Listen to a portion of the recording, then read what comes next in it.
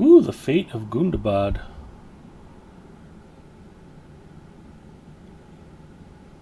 That sounds exciting.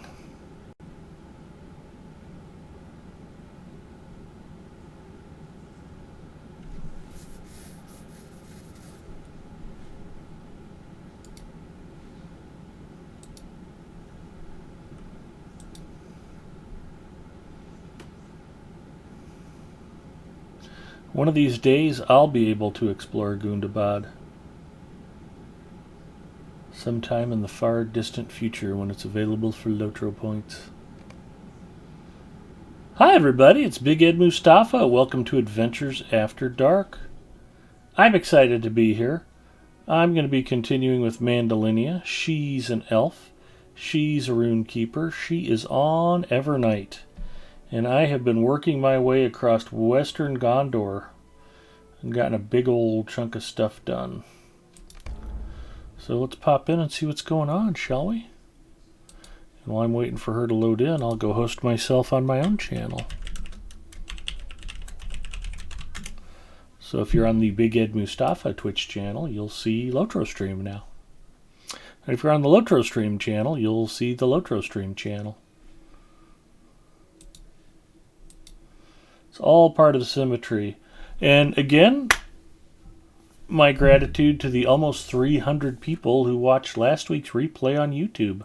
I am delighted that even if you folks miss the stream live, you get a chance to hang out, watch it, and, either use it as a sleep aid or just vicariously enjoy some Lotro while you're stuck at work or school or, waiting for the police to question you and you're watching on your phone. I'm glad I could be there for you. Whatever your circumstances. So, yeah, I hope everybody's enjoying a great start to the new year. It has been butt cheese cold here in Nebraska. Our temperatures have been around 0 Fahrenheit, which is roughly equivalent to, let's call it negative 15 or 18 Celsius. On a very regular basis this week. We know it's finally January and winter is here. Not that much snow, though, which is not a good thing. I don't mind the snow. I don't mind the cold. Ice bothers me. I don't like having to scrape heavy ice off my windshield in the morning. That really bugs me. And every once in a while, usually about once a year, we'll get an ice storm here where it'll start out as rain and then freeze up. That's never good. It knocks out power and makes the roads dangerous. And, it's one of those things that if you've got any brains in your head, if they're predicting an ice storm, you just stay the hell home and don't go anywhere. But, it's not always possible for people. So we haven't had an ice storm yet this year, and hopefully we won't. Probably if we get one, it could happen more towards the spring, now that we are in the midst of winter. The good news is days are actually starting to get a little bit longer again, so I appreciate the daylight, even if it's just showing me the bitter, bitter frost covering the land. But, that's all right. To everything there is a season. So what do we got? New mail. Hopefully some more stuff sold in the auction house. Cleaning out my bags, and I put a bunch of stuff up for sale. Gibraltar. Looks like most of it did sell. Good. I got a bunch of cash to grab. Not exactly poor. But I just had a lot of extra stuff and didn't really want to store it. Oh, somebody actually bought that Tome of Might 8. I need more gold like I need a hole in the head, but what are you going to do?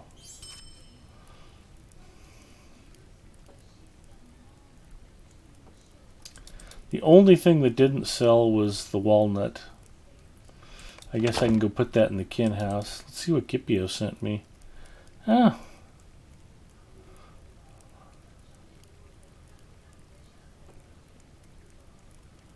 A bunch of stuff I don't need. At least I am at a vault, so maybe I can try to store some of this stuff. It was nice of Gipio to think of me. Thank you, Gipio.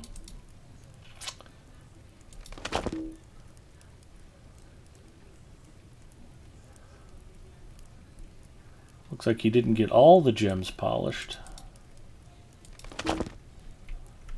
So let's see what we can put away, and then we'll come back and scoop out the rest of the mailbox.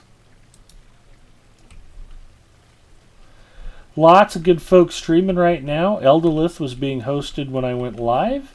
So if you haven't had a chance to pop over and say hi to Eldolith tonight, you can certainly do that. And I saw our old friend Mage Centron was also streaming Lotro. So if you're like, oh my god, I can't believe Big Ed is still on. Why haven't they gotten rid of this guy? He's terrible. I understand the sentiment. Mrs. Mustafa feels the same way about me. So let's go ahead and shout out Eldolith. 2 L's in Eldolith. Well, 3, including the first one. Oh, Mage just ended. That's okay. We're going to shout out Mage Centron anyway. Hello, Hard Hit. How are you, my friend?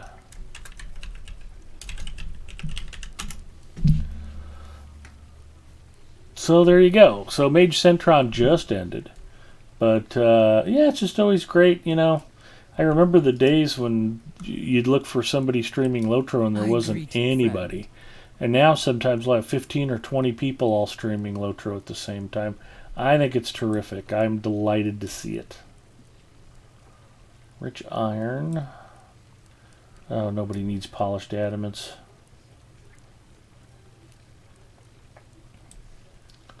Or polished barrels. We got ancient iron, rich iron, polished sapphires,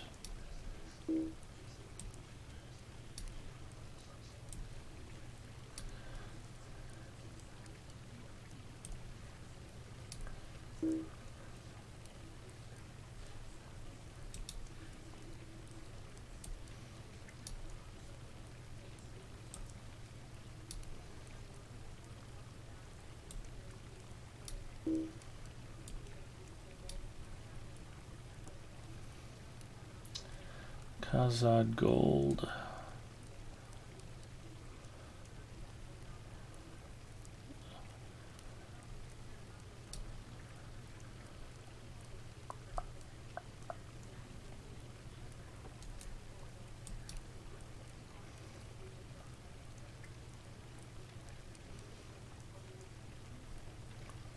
I already had a full stack of those. It's okay to have one full stack. I don't need a second full stack of any of those gems, so with gratitude to Gipio for thinking of me, I will go ahead and vendor most of this stuff. There's Gipio now. I was just cleaning out the stuff he sent me. Hi, Gipio. Elda said thank you for the shout out. Awesome. Eldolith and I have been friends a long time. We've actually met in person. Mrs. Mustafa and Eldolith and I have gone out and eaten chicken wings together when she still lived in the area.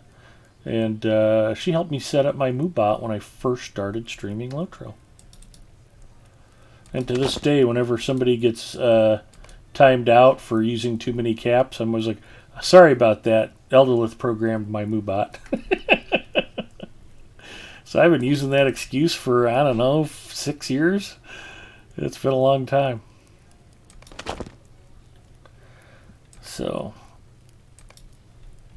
Eldolith and Druid's Fire both do a ton of work here on Lotro Stream, helping moderate things and run contests and host music concerts and just do a ton of stuff and put in a lot of time and effort. And I appreciate Druid's. Well, let's shout out Druid's Fire while I'm thinking about it.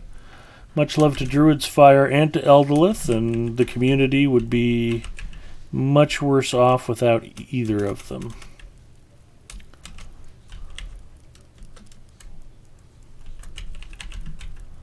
So while I'm thinking about it, we'll show Druid's Fire some love too. Puppet Box checking in. Hey, Puppet Box.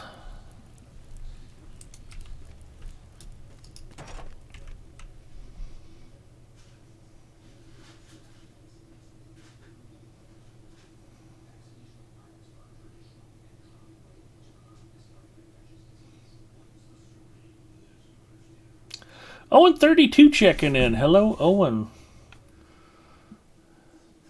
Gipio occasionally plays with us on Wednesday nights here on Evernight. Owen's been becoming a regular, and Hard Hit is a an anchor of the group.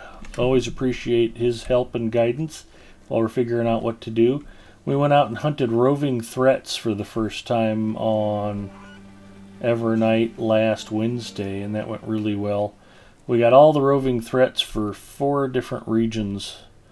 And I realize gift giver brands are not particularly useful at the moment, but hopefully that'll get fixed soon. And we'll just start stockpiling them while we're waiting, and if they never get fixed, well, I was going to be playing Lotro anyway, so it's not a big deal. Alright, Kipio, I got to sell off all of these extra gems you sent me. Excuse me. Polished barrels. Yeah, I didn't want to polish those red agates. More polished barrels. Mrs. Mustafa woke up. Hello, Pookie. Did you want to say hi to everybody? Hello, everybody. There you go. Apparently this evening's snack, popcorners. These are chips made from popcorn. What flavor are these? Sweet and salty? Sweet and salty. So these are like kettle corn flavored. Although I think they actually have a kettle corn flavored one. Kipio says, good evening, Mrs. M. Pot and Finberry checking in. I did keep some of the stuff, Kipio, but a lot of the stuff I already had piled up. So if I already have a full pile, like for adamants, I'm just selling them off.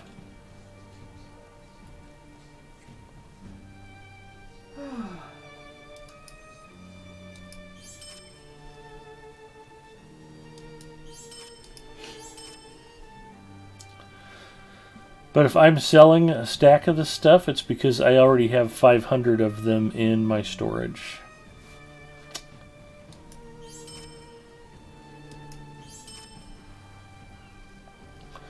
And ironically, I was just cleaning out my mailbox from a bunch of stuff I auctioned off the other day. I tried to sell this walnut wood and nobody bought it. I'm going to go put it in the kin house. We should have somebody who can use that.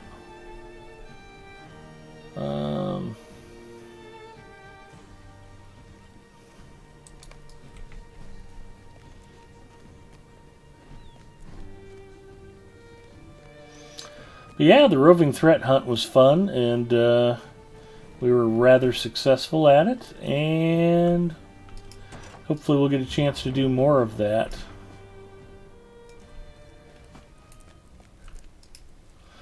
There are Slayer deeds for roving threats. Roving Threat Slayer, Roving Threat Slayer Advanced, and Roving Threat Slayer Final. And you have to kill a total of 600 roving threats to finish all 3 titles. But the gift givers brands can be used for cosmetics and for different things. And like I said, eventually they'll probably get converted over to be useful as part of the new legendary item system. Oh, I already cleaned out the mailbox completely. Good deal. Because I stored a bunch of stuff. I gotta believe I've got ancient iron and rich iron. Well met. I don't have the stuff stockpiled myself. See, the rich iron I did need. And this is what? Ancient iron?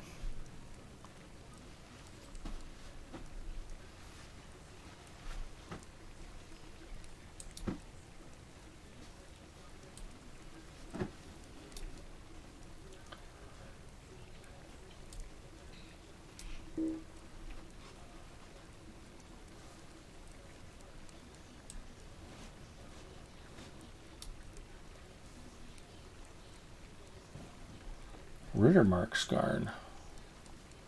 Oh, I need to sell those Dawn Roses. Kalinard Skarn, Dwarf Iron. The ferrous metals I've been passing on to Gore as he's needed crafting materials. So I will make sure somebody in the kin gets to use that stuff. It's always useful. Extra gems, though, not so much. Well,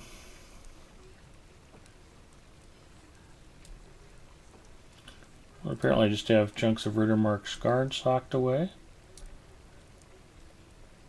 Kalinard ore. We're getting right to the inventory management early tonight.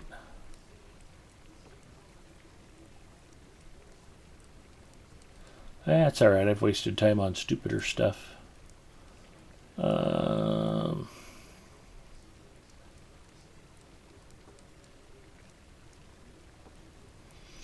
going to figure out what to do with these dumb compendiums. Mary Rose has so many empty inventory slots. I'm amazed, Big Ed. Pot and Finberry is eating ice cream with fudge. That sounds terrific. I haven't had any ice cream in a while. I'm a big fan of ice cream.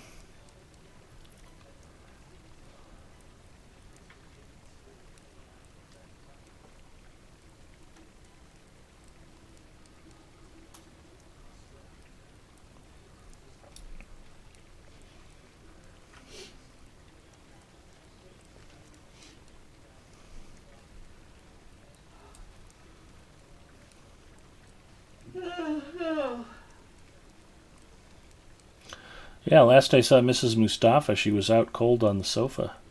Then she just suddenly popped up and ran in here with popcorners. So, cheers for that.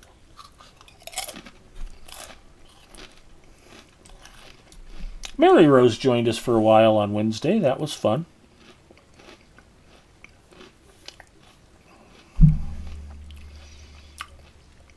I always enjoy it when Mary Rose gets a chance to join us.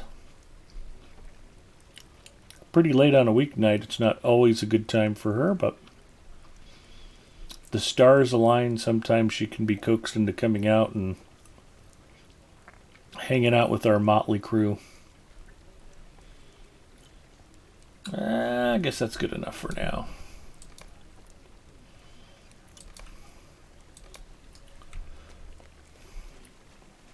Aw, thanks for the kind words. Hey, that's how I feel. I think everybody enjoys having you tag along. Bacchus joined us. Of course, Gwar was there. Freelancer was there.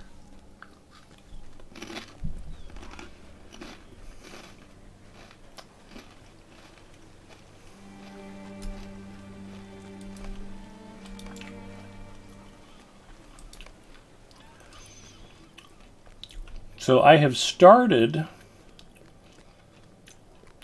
the city factions quests.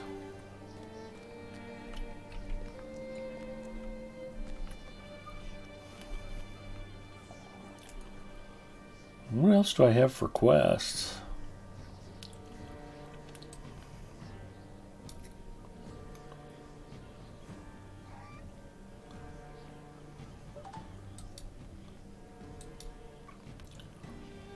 Somewhere there's a Swan Knight I need to go find. For now, that looks like it's about it.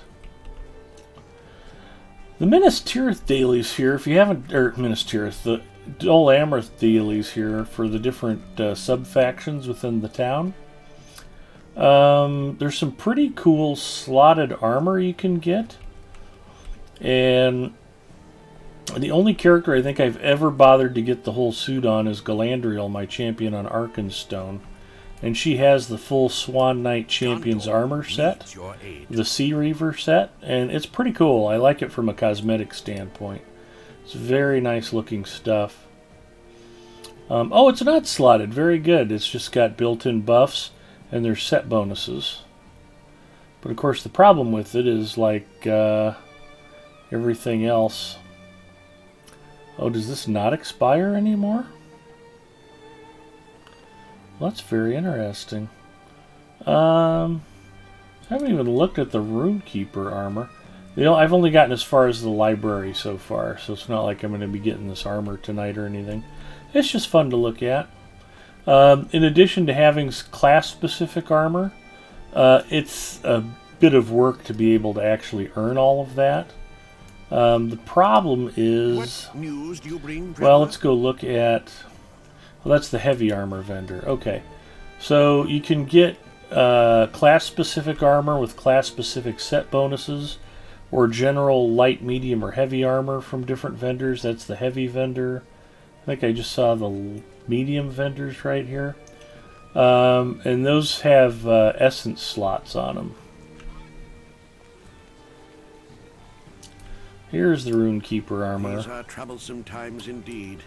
So the problem is, in order to be able to trade for this stuff, you have to get acquainted with each of the different sub-factions, and then have enough tokens to trade, and it's not just sub-faction tokens. Like this is silver tokens, plus gold tokens, plus docs tokens, just to get these boots.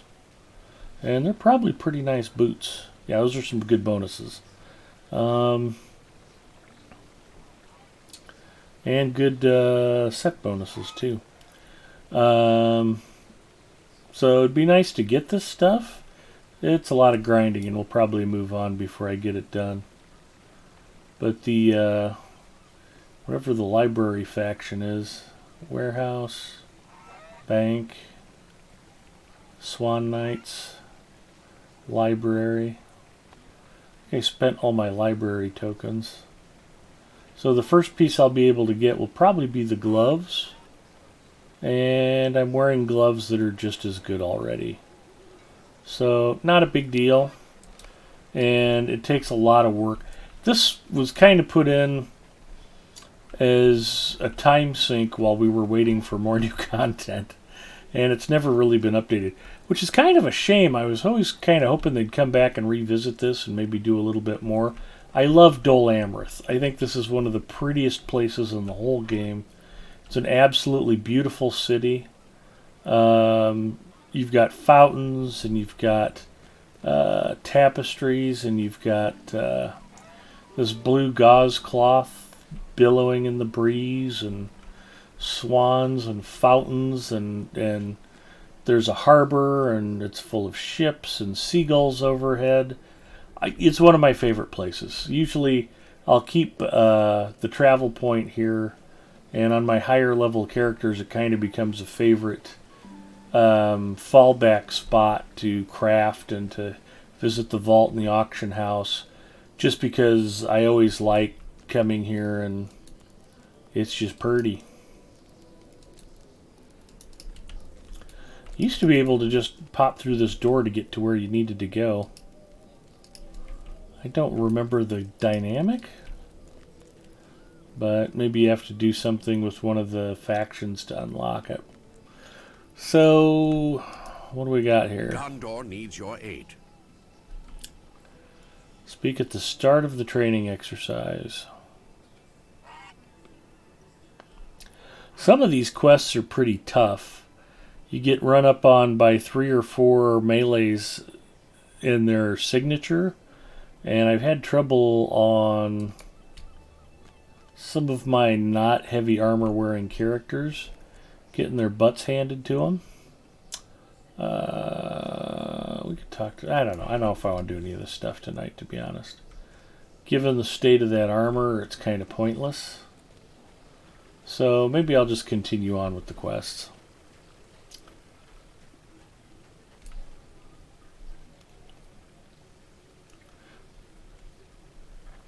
Mary Rose says, I'm still farming the Dole Amroth tokens to get the Black Swan pet.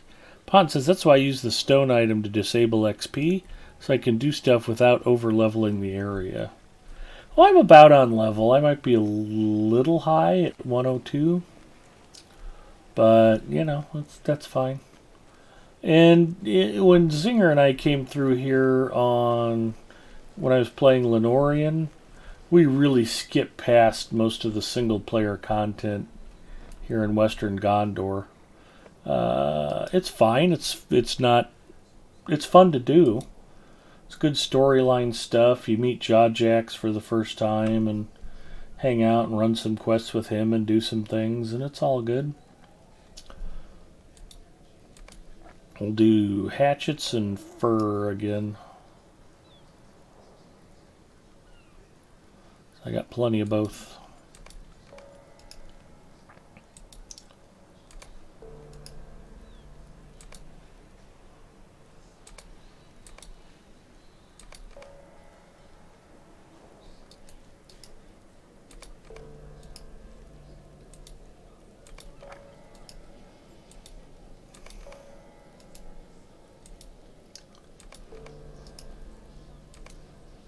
But I don't think I'm too far off the mark with Kindred to Dole Amroth. And at that point I can get the travel spot, so that is a worthy goal. Pantla checking in. Hello, Pantla.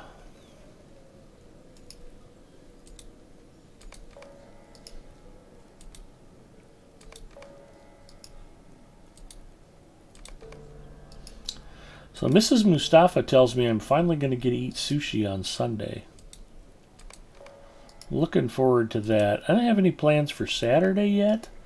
I heard we got a new workout facility. I might go check that out.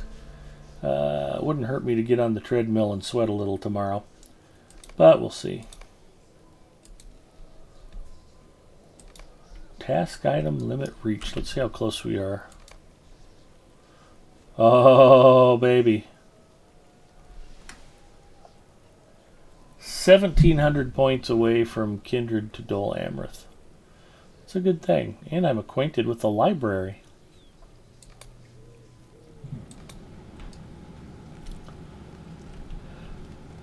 And as long as I'm shouting people out...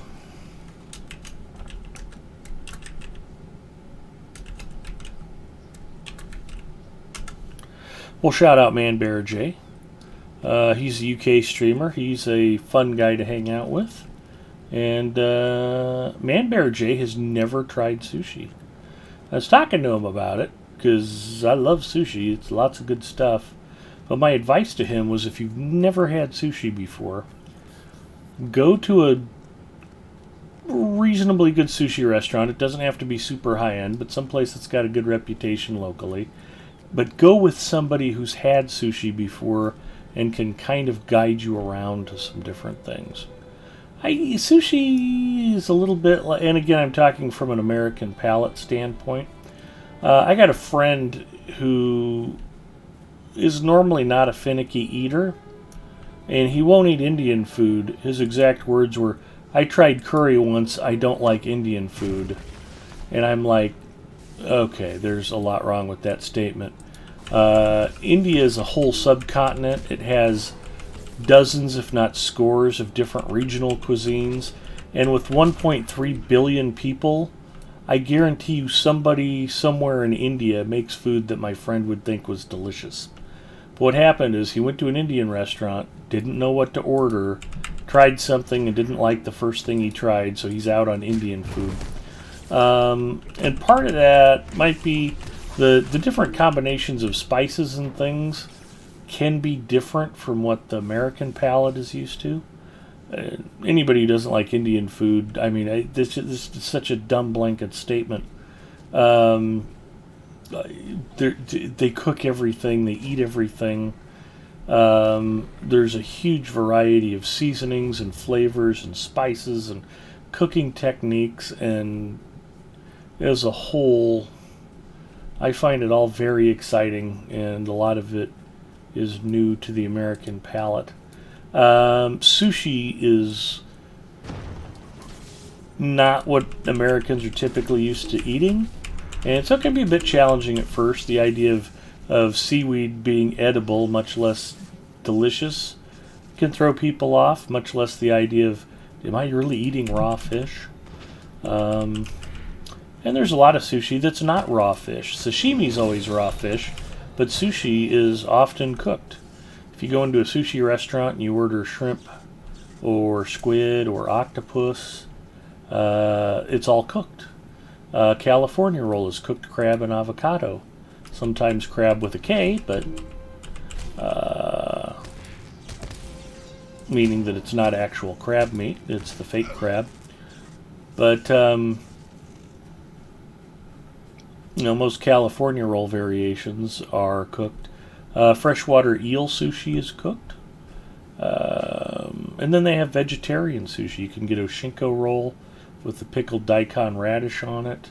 You can get, what's the one my wife likes? I was trying to remember fudomaki. That's cooked fish cake with different vegetables and things. That's good. It's usually a bigger roll, too. It's very colorful, very appealing to the eye. But there's a sushi called inari that's basically like a thin sheet of tofu that is fried into a pocket, and the rice is stuffed inside the pocket of tofu. It's quite good. It's just a nice little bit of slightly crisped fried tofu with rice. Terrific stuff. And the egg curd.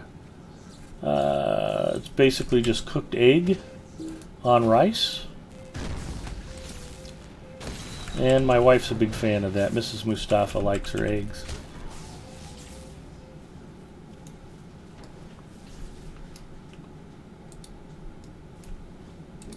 Yeah, I think we'll take him down.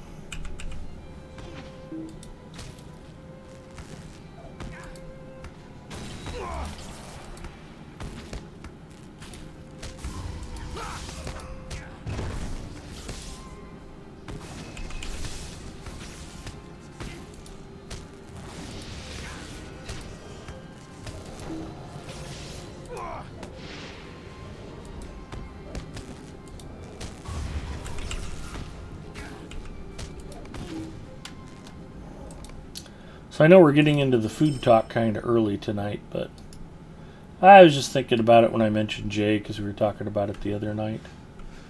But, international travel is expensive. So, most of what you do is you see the sights and try the local cuisine. Well, you can see the sights in pictures. It's not quite the same, but it's better than just staring out the same window. And then, you can try the local cuisine by visiting various, ethnic restaurants in your area. Omaha's a great restaurant town because there's not a lot to do here 6 months out of the year. So we all go out to eat and eat different things. We've got good sushi restaurants.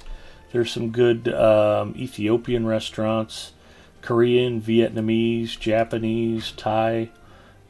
We've got good Indian restaurants. We've got some bad Indian restaurants. That's a different story. That's the other side of the coin, too. I don't know which Indian restaurant my friend went to who was like, nope, I tried curry once. I don't like Indian food. He might have just gone to one of the crappy Indian restaurants, too. You never know. I've been exploring some of the Central and South American specialties. We have a big Latino community here in Omaha. There's actually a Latino museum.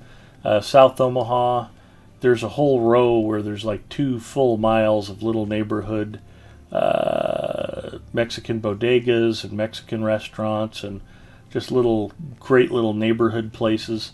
But I've been trying to explore more of the...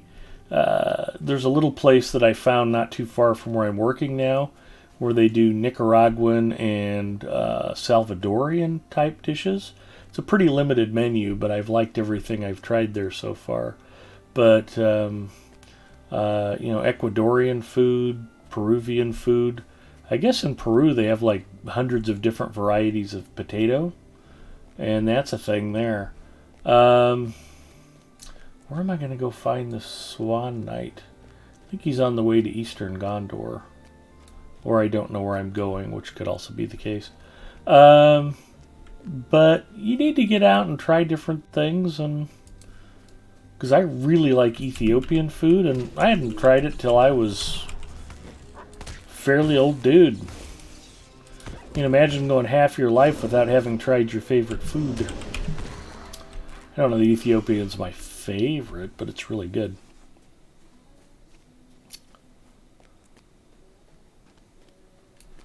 There we are.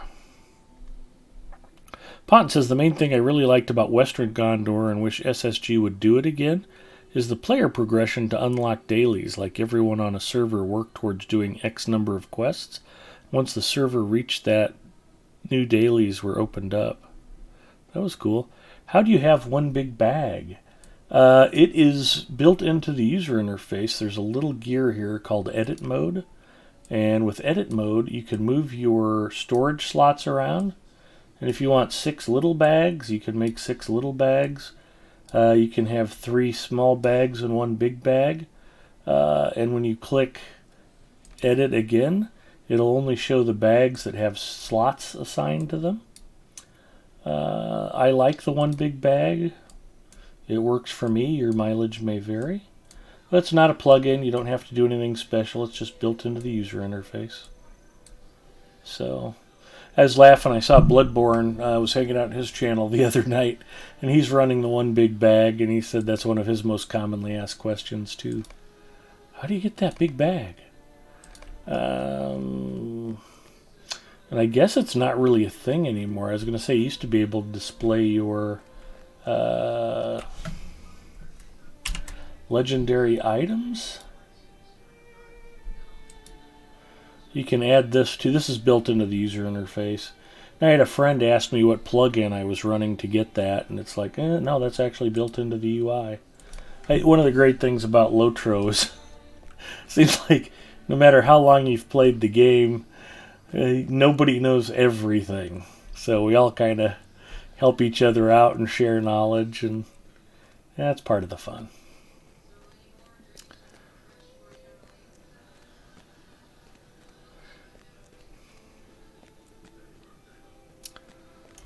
I don't know if you're thanking Ponton or thanking me, but Ponton Finberry is a great example of why Lotro Stream is a great place to hang out. Lots of knowledgeable, helpful players. We love helping out people with questions, and, you know, we all hang out here, we play, we have fun, and enjoy the game together.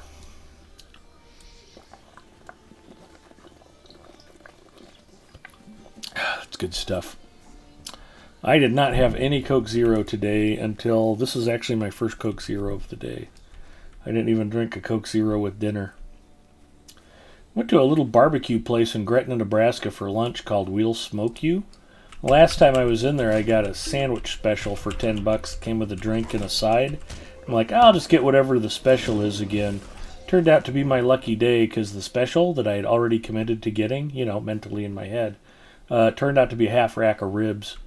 And, but I tell you what, for pork spare ribs, they were super meaty and very juicy. In fact, I trashed the polo shirt I was wearing.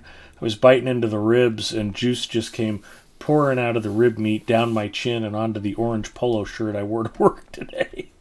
So that's in the laundry. But yeah, the ribs were good. The meat was very tender, but it still had some nice chew to it. A little bit of texture is always a good thing. And then the barbecued baked beans, they had a little, I think it was pineapple juice, and they added just a touch of pineapple juice to them for sweetness, which was a nice touch. Then the other little touch that I picked up on, they served the ribs on a big slice of Texas toast. And the toast had been toasted and drizzled with a little bit of barbecue sauce on the underneath. But what I hadn't noticed until I finished my ribs and I picked up the bread and started eating it, because it had, you know, rib juice soaked into it. It's like, yeah, I have to eat this. They had drizzled a little bit of maple syrup on it. So as your ribs are sitting in it, it picks up just a hint of that maple syrup and adds a little bit of sweetness to it. It was very subtle, and I wouldn't have even noticed it if I hadn't eaten the bread that the ribs were sitting on. But these guys like to do little touches like that. And then they had a coleslaw. The coleslaw was so fresh, it tasted like they had just chopped it up and dressed it an hour before I walked in for lunch. I mean, it was the freshest coleslaw I've ever eaten in my whole life. It was quite good. I will return, but there is something I must tell you first. We are under attack. Well, thank you for telling me we're under attack.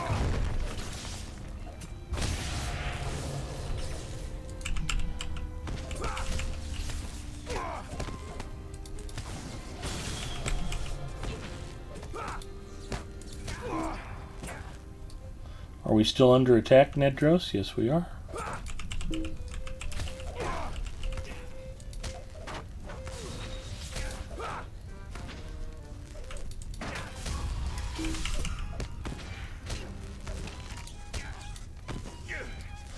You defeated the Corsair Raiders, and now Nedros can return. Alright, Nedros.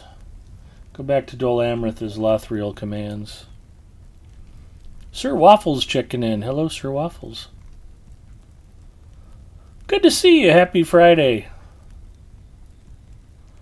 Code Zealot says, Happy New Year, Big Ed. I've enjoyed watching your replay streams on YouTube. It's great to catch you live on Twitch. I'm glad you're here, and I'm glad you've been enjoying the streams on YouTube. I've been surprised at how popular they've been. But, you know, I enjoy playing Lotro and sharing Lotro and talking about Lotro. Ponton says, for a long time I never knew you could just drag XP runes to LI panel to level up your old LIs until I saw Bloodborne doing it once. I think that was a change that they actually made after a little while. And then they wanted to make sure everybody knew about it. So, yeah. Bloodborne's always a great source of information. Very patient about answering questions. And let's face it, he's man-pretty. He's easy on the eyes. Mrs. Mustafa pays very little attention to anything I'm ever doing here on Twitch. And one time I was hanging out watching Bloodborne, and she's like, who's that? I'm like, don't worry about who that is. Besides, you'd have to fight your way through Gussie Moose to get at him. But, great streamer, great guy. And, yeah, I'm glad he's still around and still streaming a lot of Lotro. So, I think he was on the New World hype train for a little while. I haven't seen him streaming that much, but he might still be playing it. I know Lord Smooches is still enjoying New World. And who else? I don't know. SKDX Killard kind of fizzled out on it, and I haven't heard a lot of my other friends talking about it much anymore either. Hopefully they'll get some more content added to the game. With an MMO, you know, it's really easy to underestimate what you're going to need for content, I think.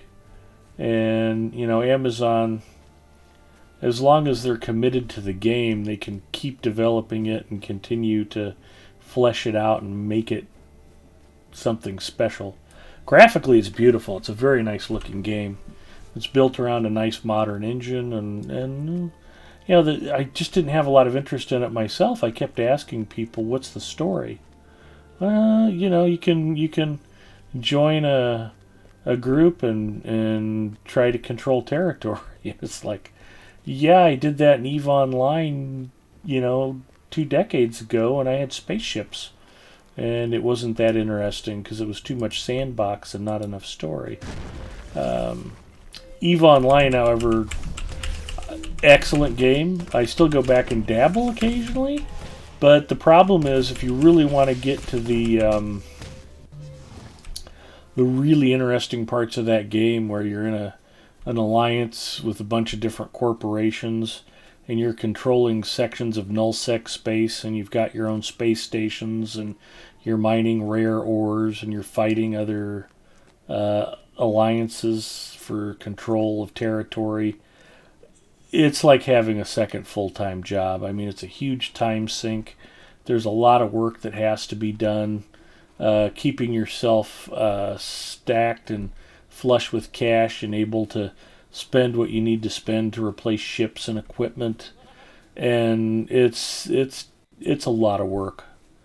And you know, the idea of doing that in a swords and sorcery game didn't sound like it'd be any more fun than doing it with spaceships and mining lasers. So that was not going to be a big selling point for me for New World. But for folks who are still playing the game and enjoying the game, terrific. Like I said, I do wish Amazon success with that, and I hope they continue to develop it. I gotta go to the next beacon and talk to somebody. I could be riding my horse, but I'm just talking to you guys and not even paying that much attention to what I'm doing. Hard Hit says, it's the hair. Exactly. Bloodborne's hair has its own Twitter account.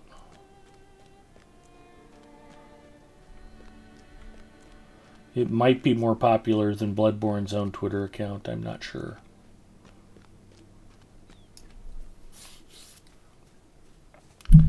Are you slow traveling? I'm slow at everything. You should see me eat chicken wings. Drives my family nuts. Mrs. Mustafa and I took my niece and nephew to Buffalo Wild Wings one time, And when I eat chicken wings, they basically look like they were boiled in acid when I'm done with them. And you could just basically take the bones right out of my basket and like make jewelry with them if you wanted to. And my niece and nephew just sat there going, "Oh my God, would you finish eating your food already?" It's like, I am eating my food. Chicken wings are expensive. You got to enjoy every bite. So I got an email from Wingstop. I think they're declaring lemon pepper is flavor of the month. I don't know how I feel about that. Lemon pepper's fine, but I like my chicken wings a little spicier than that.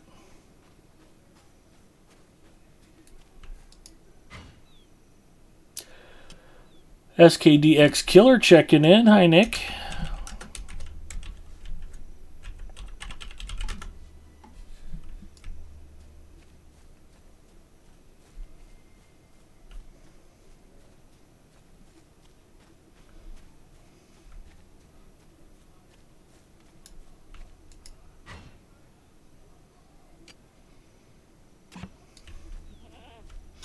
Nick's getting back into streaming. He's been doing it pretty regularly again. If you haven't had a chance to check out Nick's streams, throw him a follow.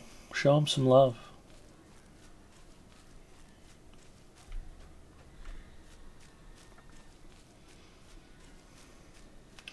He is always fun to hang out with.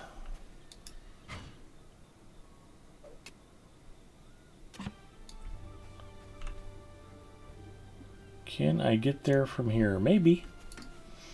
We'll keep winding our way around and see if this actually connects up. I'm a little skeptical, but we'll give it a try.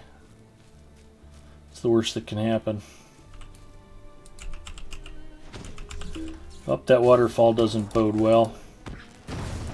That looks like exactly the kind of landscape feature that's going to cut me off from getting across this ridge. Ah, you rat bastards, I called it, didn't I?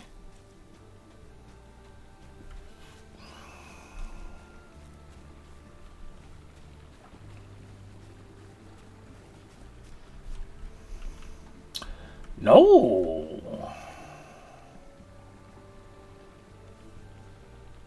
That was a much longer fall than I was expecting it to be.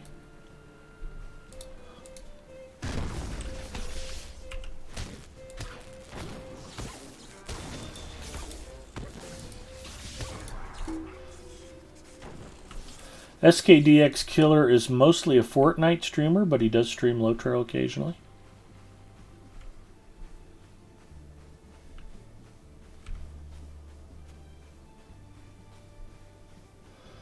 Since he's not willing to pop into voice chat to defend himself, I just thought I'd throw that accusation out there. Man Bear J, I already shouted you out, buddy. How's it going? It's good. I was telling everybody about our sushi conversation from last week. I think I get to go eat sushi on Sunday with Mrs. Mustafa and our friends.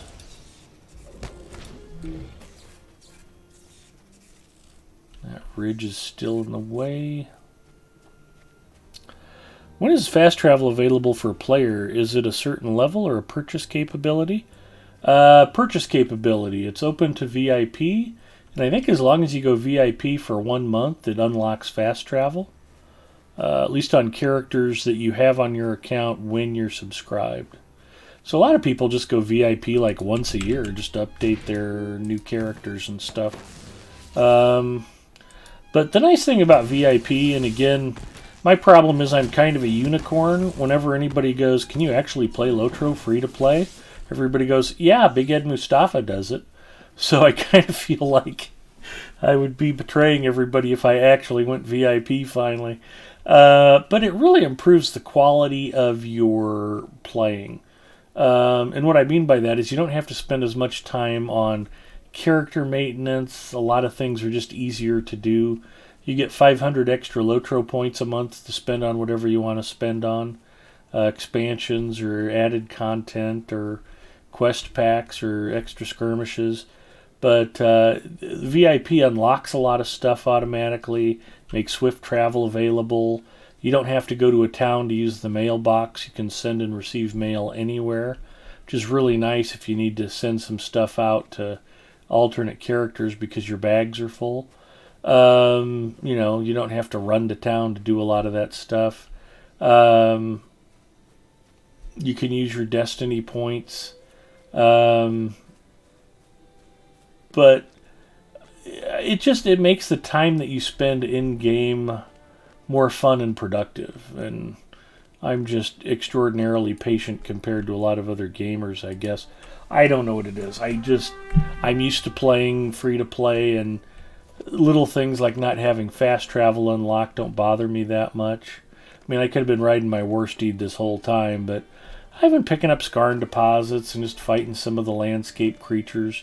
I think I'm still working on a Beast Slayer deed. Yeah. So I need to kill some of this stuff off anyway. I can do it from horseback. It's just a little more dizzying.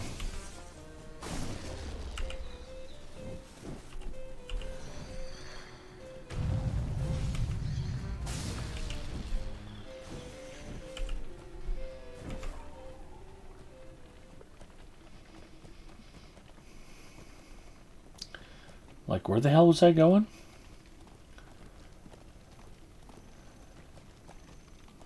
Looks like there might be another warband out here somewhere.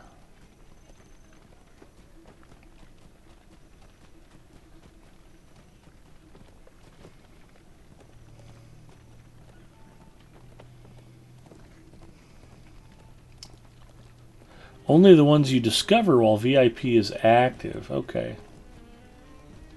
Thank you. Well, I was thinking of you, Jay. You came up in the conversation for some reason. I was not discussing flutes at the time, though. We were keeping it classy.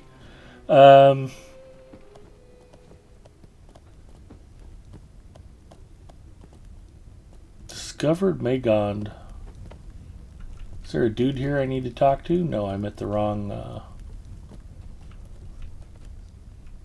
I'm actually very close to Central Gondor. If I go down the hill to the left, I end up in Central Gondor. Here's the guy I need to talk to.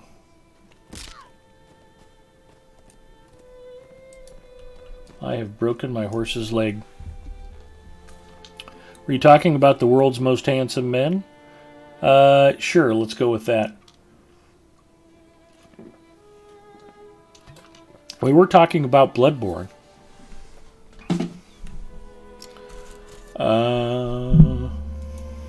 I will return, but know this. That was not very convincing. I think a foe hides atop the hill of the beacon.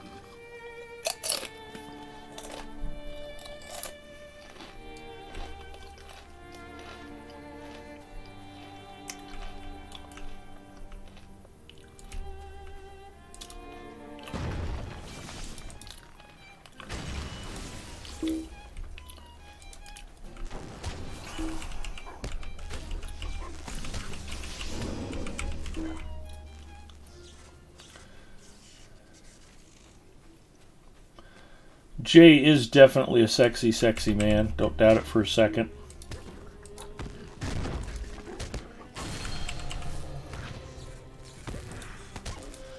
If you catch any of his streams, you'll know. You won't even have to surmise. Killer plus Bloodborne.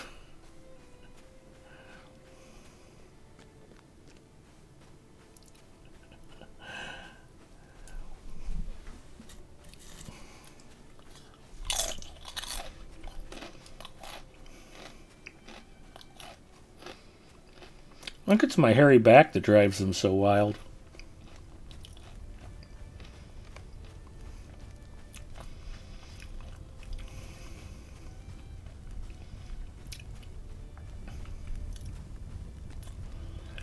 Well, it's when you're swimming or in the shower and it looks like you're still wearing a sweater. That's just a good look, Jay.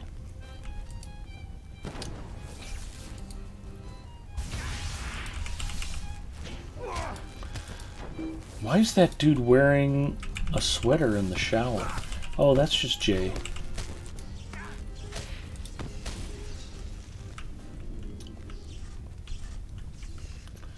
around the post there. Oh, I thought he'd be up here. Take me to your leader so I can electrocute him, please.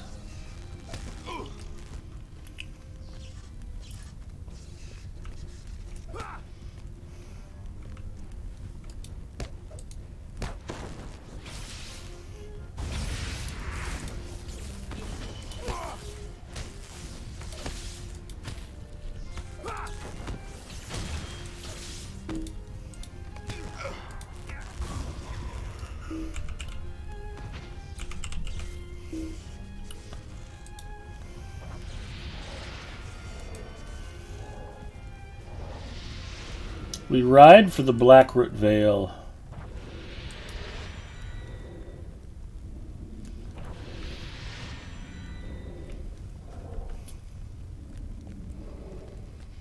I'm going to try to not fall off of this mountain.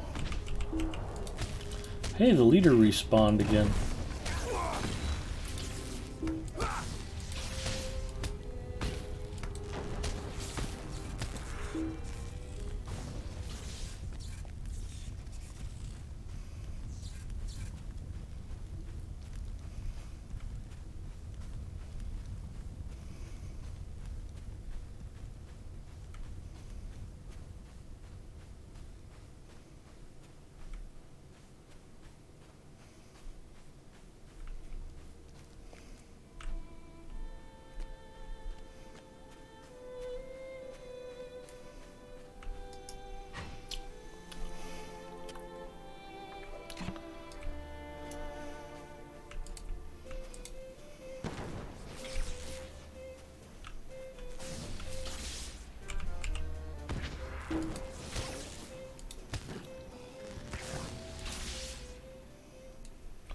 He did not make it.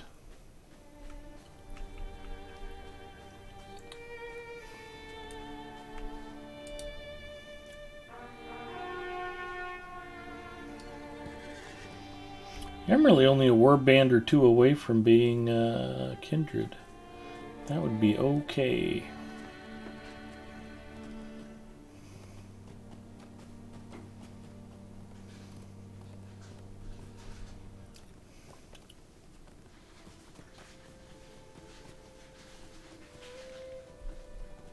And speaking of warbands, small fellowship, I might be able to take them by myself. Skulkmar.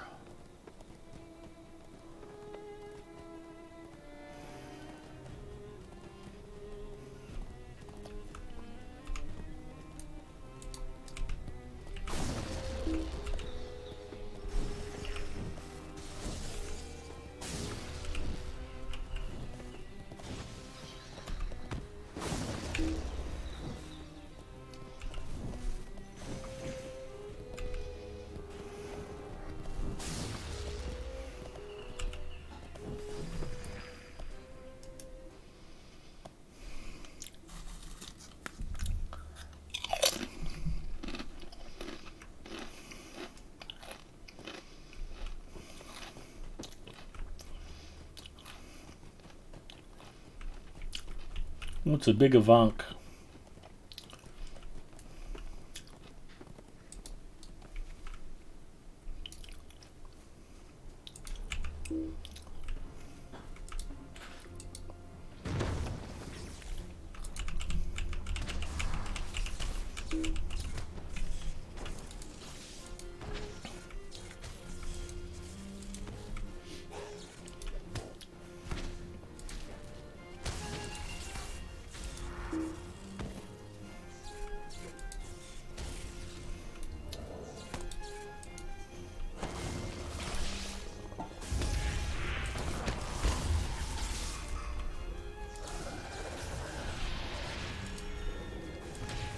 So I have to be careful I don't back into more stuff.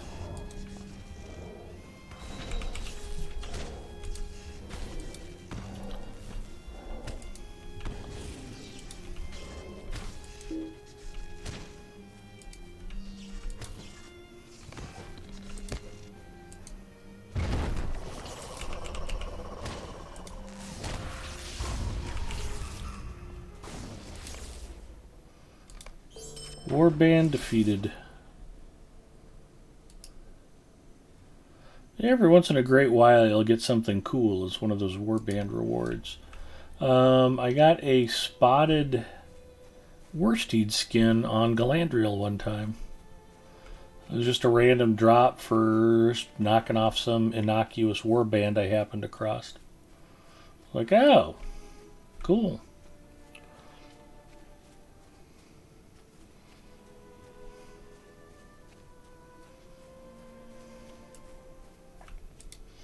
We ride for the Blackroot Vale and for glory.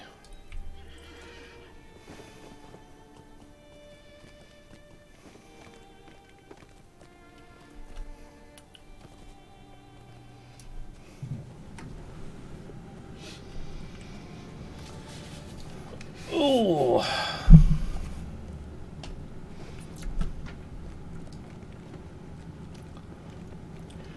And just to keep the excitement level up, I'm going to switch gears a little bit.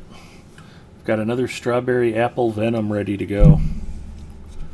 It's chock full of vitamins. It's got nutrients in it. Most importantly, though, it's also got a buttload of caffeine.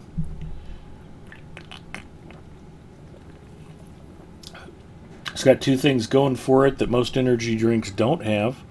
It actually tastes good, and it's only 99 cents a can. If I can't get a sponsorship deal out of Coke Zero, maybe I can get one out of Venom.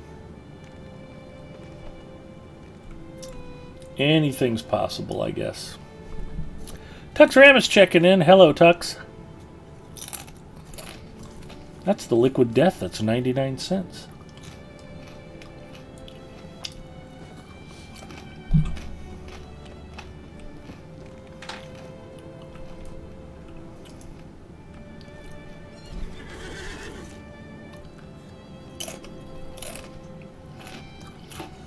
Never thought I'd see this big head talking trash about Coke Zero. I'm not talking trash about Coke Zero. I just finished drinking one. It's delicious. It's just not the only thing that I drink. And as much as I plug Coke Zero, Coke ought to give me some money. Or some t-shirts or anything. Case of free soda. They might not want somebody who's morbidly obese promoting a zero sugar soda. Maybe that's the problem. If I were young and thin and good looking, I'd have much better chance of getting sponsor deals. That's what I was doing. So, Tux Ramus is also a Lotro streamer. We're shouting out Tux. He is a man with many virtues. Great streamer, fun to talk to, very interesting guy. And he was the one who encouraged me to try streaming and gaming from Linux, which I've done successfully. And I'm getting ready to retool that setup. I've actually played and streamed Lotro on an all Linux computer. No Windows necessary. Tux does it all the time, along with a bunch of other games, and he's much more adept at Linux computing than I am. But what I lack in skill and knowledge, I make up for with slight enthusiasm, I guess, maybe. But yeah, I have installed another NVMe drive in my system. And I am planning on reinstalling Linux this weekend. I liked playing and streaming on Linux. I did not like having two computers, two keyboards, two mice, two webcams, and two microphones cluttering up my desk. So I got that part of it sorted out. So I'm just going to retool the computer so I can boot to Linux or boot to Windows 10 and just do whatever I want. Should be one more warband out here. There's a big bull. He's usually right out here in this field somewhere. See if we can't trip across him. And Linda's employee. Exactly. He's the tester who makes sure that his wife has actually managed to use all the hot water.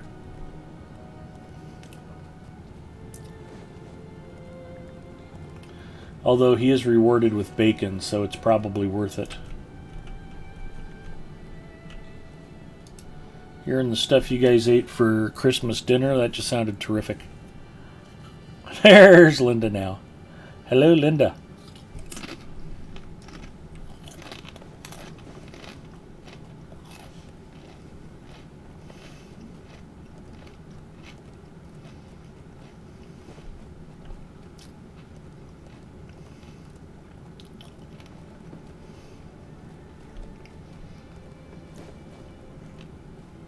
Sounded like for Thanksgiving she basically just made bacon with a little bit of turkey on the side. Sounds like a great idea to me.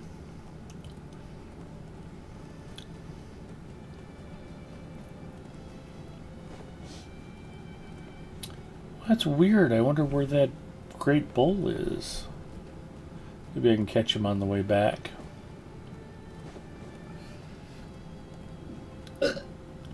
Wow, that was a good one.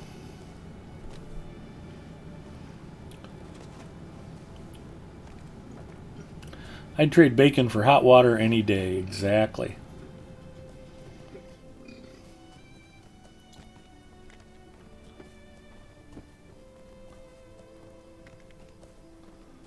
Besides, if you eat enough bacon, you're going to want a cold shower to help with the meat sweats.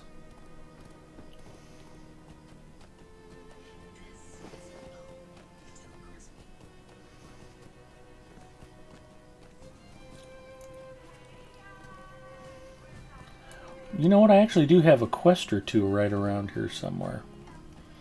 I can probably finish that up while I'm in the neighborhood. I forgot that I was going to be riding all the way back here.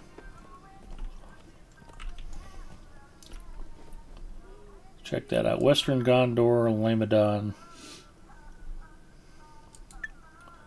Bounty and Violent Stupor. Yeah, we'll knock these out, then we'll continue on to the Blackroot Vale. Did they lift the bacon ban yet? Yeah, the joke was that Linda bought so much bacon that the store wouldn't sell her anymore.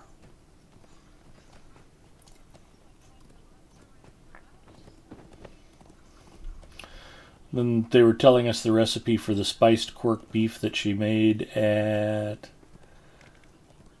Christmas. That was when I was confessing most of the geography in Ireland that I know came from an old arcade game called Pot of Gold.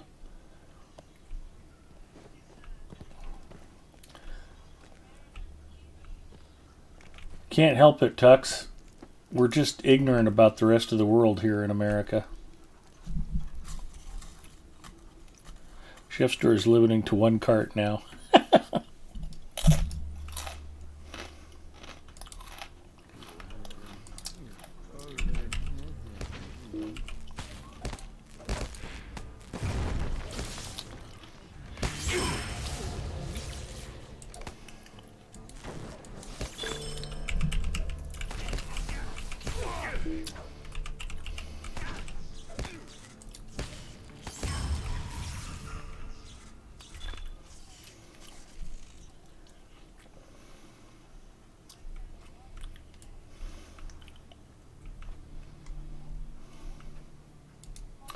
We'll get more of an indoor camera view going here.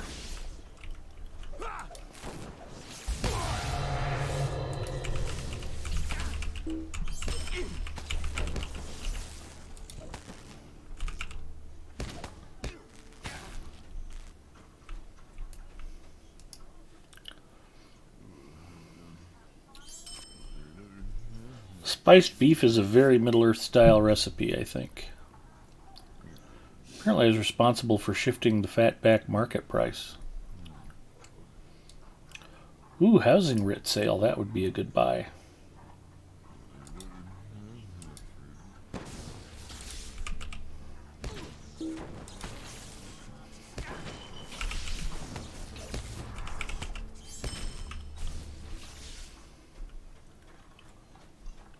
Alright, somebody somewhere here has a bounty.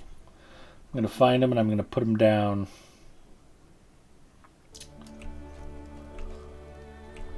Or I might have to go out to the swamp to do it. Which is okay. Jay says, I had Chinese food earlier. Salt and pepper sumai, salt and pepper chicken, chips, curry sauce, and 2 cans of Coke. Sounds like a well-balanced diet. Mrs. Mustafa just had deli chicken from the supermarket waiting when I got home. It was fine. It was pretty good.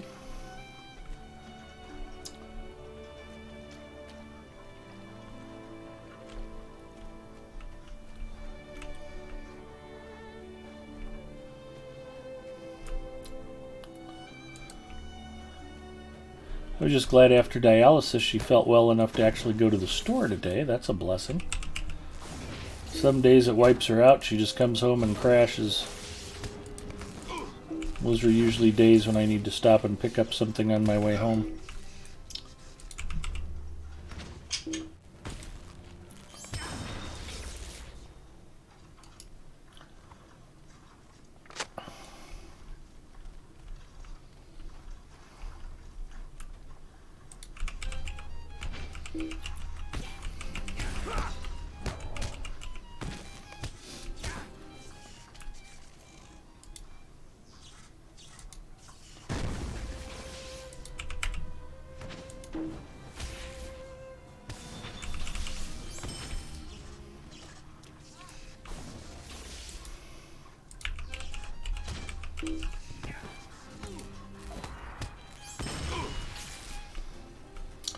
It's like anything else. Good days and bad days.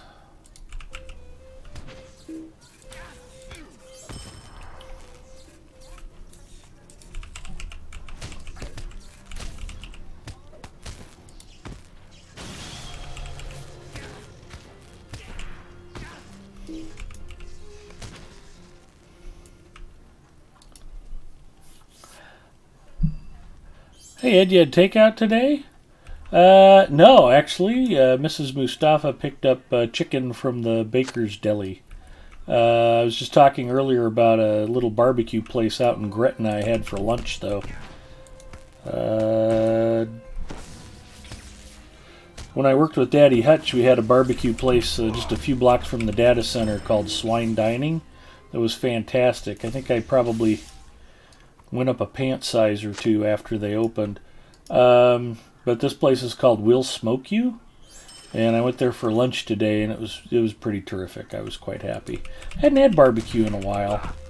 I ate there literally my very first day on the new job, and liked it, and hadn't been back since. And I was like, you know what? I should go to get barbecue. In fact, I thought I might just be picking up junk for dinner tonight, which is why I wanted to have a decent lunch.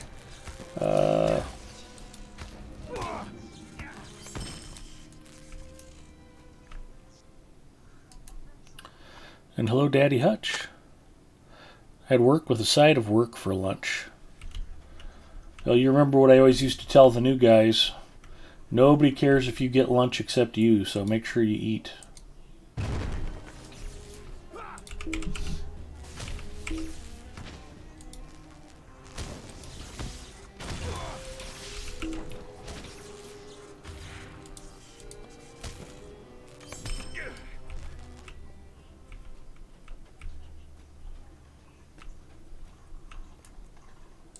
Ah, the very villain I was looking for.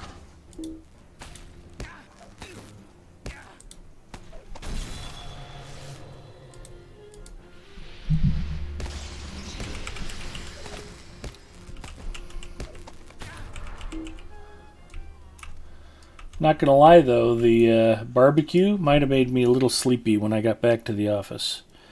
I was like,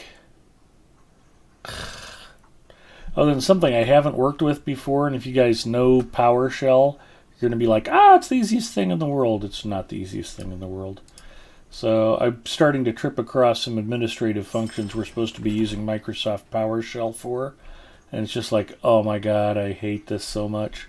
I've never used PowerShell. It's just confusing, and the way we have it set up to use is confusing.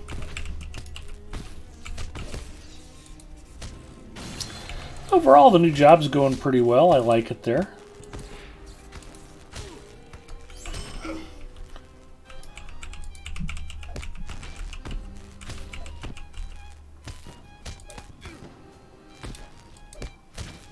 Sounds like fun. PowerShell reminds me of batch programming in DOS days.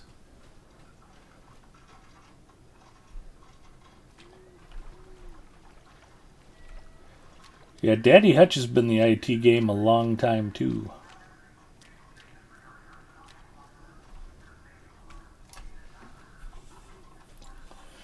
How long you been with the company now? Well, I mean, it's changed. The company's changed hands, but you've been there on and off for 20 plus years now, haven't you, Mark? Excuse me, Daddy Hutch.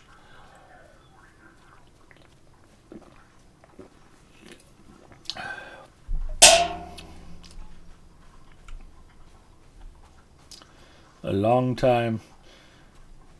If you ever want to sneak out to Gretna and join me for lunch sometime, I pretty much have most of the best food places picked out. Yeah, I've been over 20 years, still find challenges. That's the nice thing about IT. It changes constantly. It's never routine or boring.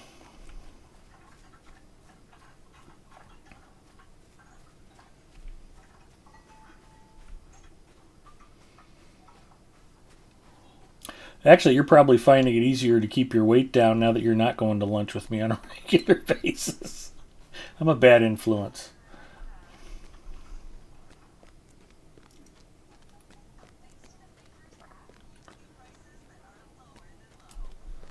I have to go all the way back to that town.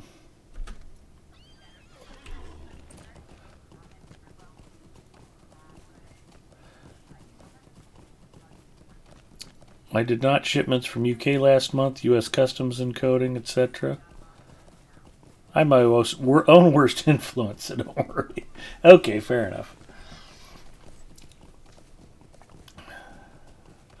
I still laugh. I remember I was talking to Daddy Hutch at work, and he was on a smoothie kick. And he's like, yeah, I just like to stop and I get one of these smoothies for breakfast, and it's just been terrific. I really like them. And then I think you were drinking those pretty regularly for a few weeks. And then one day just sort of all of a sudden realized they were 900 calories a pop or something. And you're like, I probably shouldn't be having 900 calories for breakfast every day.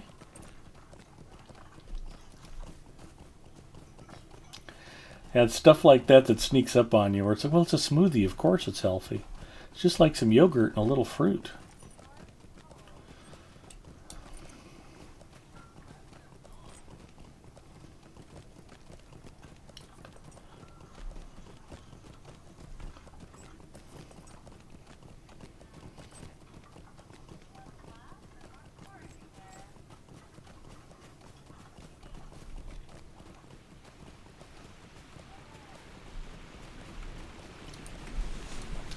But I walked into You Smoke You in Gretna, and the special today was half a rack of ribs with 2 sides and a drink.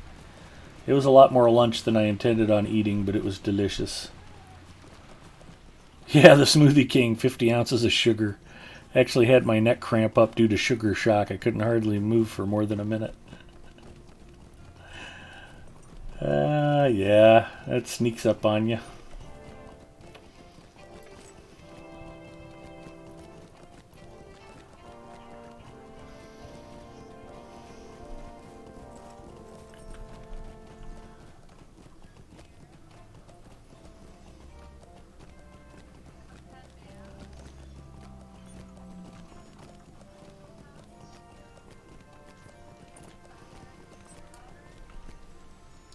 These are troublesome times indeed.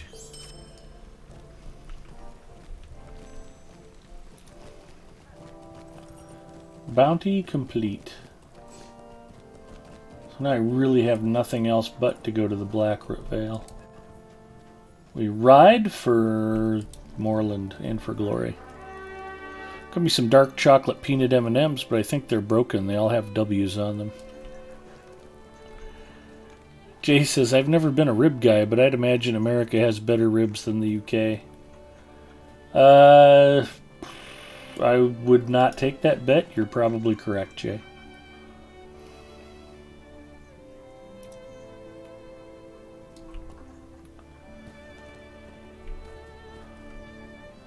And that's one of my rules about Mexican food. If you're ever in a Mexican restaurant and they don't have any pork dishes on the menu, It's not a Mexican restaurant. You should probably get out of there. You're going to have a mediocre experience at best.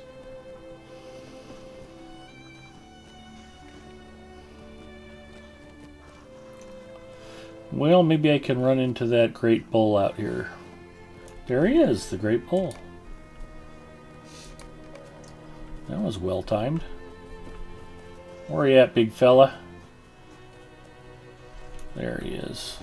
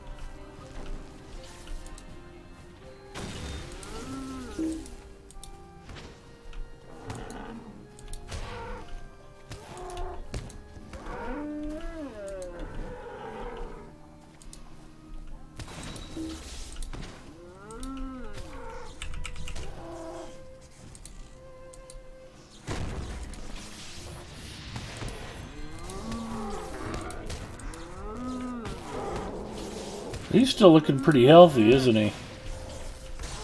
I guess I should probably keep kiting him.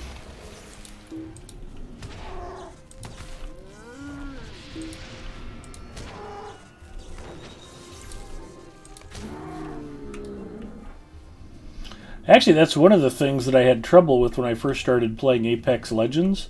When you play single-player games like Fallout or Lotro, just backing up will normally keep you out of trouble. And when I first started playing Apex, I would back up in a straight line and get wrecked.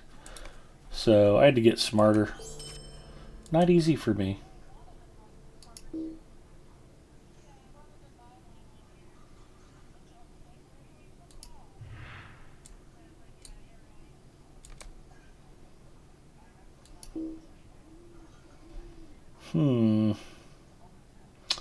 What else can we drink? Let's drink that. There we go. Am I not getting Dole Amroth rep for those? Oh, I am right there. Oh, maximum standing reached. I didn't even notice. Okay, good. Next time I'm in Dole Amroth, I can buy the travel.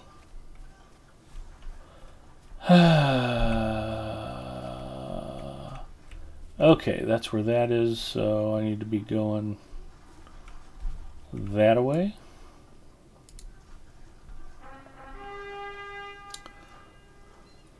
My mom says if the beans are good, then it's a good Mexican restaurant. Your mom is not wrong.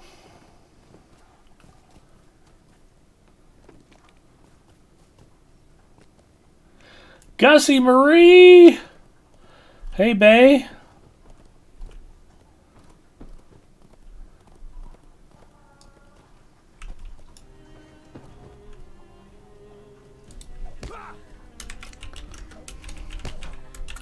Not that she needs me promoting her, but she's going to get promoted anyway.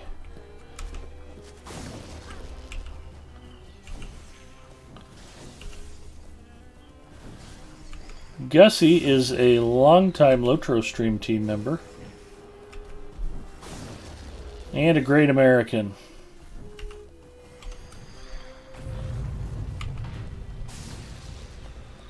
There we go. The hell am I going? This way, I think.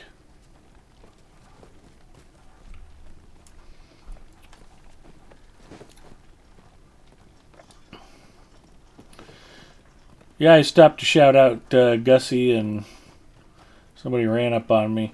I've been working this... we got a group on Evernight, and we play on Wednesdays and do all the group content together.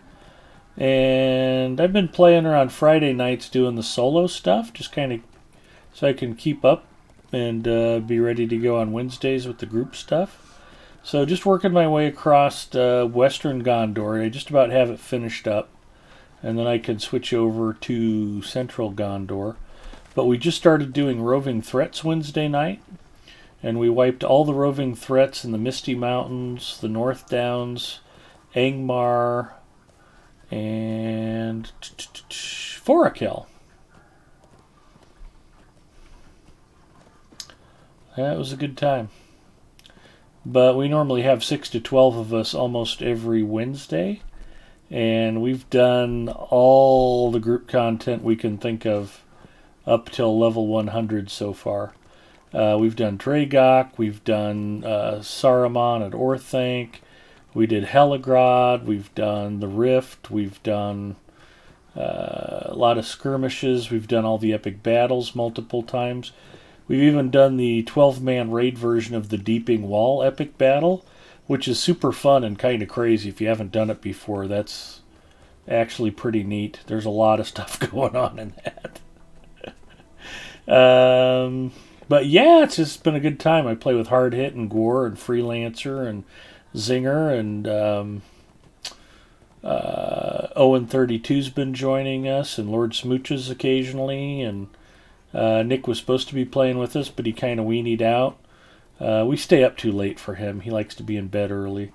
But Adela Valathorn and Kalingwath, a.k.a. Young Sean, and Bacchus join us, and Mary Rose was with us last week, and we just get a bunch of friends together and go out and wreck group content and have fun, and everybody makes fun of me, and it's a good time.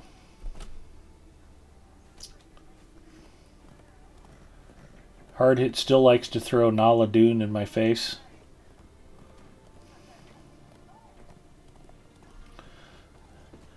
I went there with Freelancer and... Was it me, Freelancer, and Canna? And for some reason the boss in Nala Dune just could not kill me enough. I was just getting crushed into paste on a repeated basis. It was rather aggravating. Might be the maddest I've ever gotten playing Lotro. I was just like, it's a simple 3-man. It's nothing complicated about it. And for whatever reason, man, that boss, he would just make a beeline right to me, kick my ass, and then as soon as I got rezzed by Freelancer, he'd come back to do it again. I think one boss fight I got put down 5 or 6 times. It was just insane. We had to keep redoing it because I was just getting squished over and over. And I was not happy. Oh, don't tell me it's this idiot standing up here by the hill of Eric. It is. He's probably got another session play for me to do. That's going to annoy me.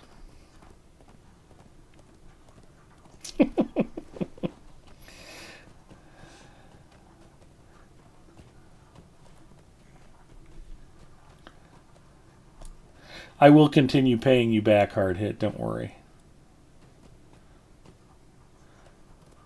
Plus, your constant torture of Val does mitigate your punishment a little bit for me. I enjoy watching that take place. And eventually, it'll probably be Val who destroys you and not me. I'll just get to sit back and enjoy it. Yeah, I was afraid it was this guy again. Come, do another boring session play. Swan Knights. I will return to the city, but I cannot abandon the Blackroot Vale just yet. You have heard of this winged creature. I can see it in your eye. Oh, yeah. It is my duty to face this creature. Alright, I think we're going to go fight an Nazgul. A great beast flew out of the mountains, and now I fear a creature of much evil stalks the Blackroot Vale.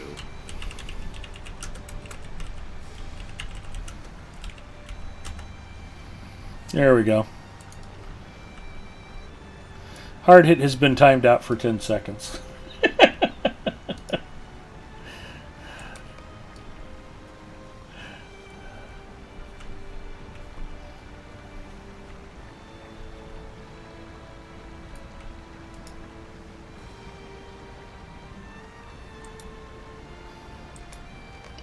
Welcome back, Hard Hit.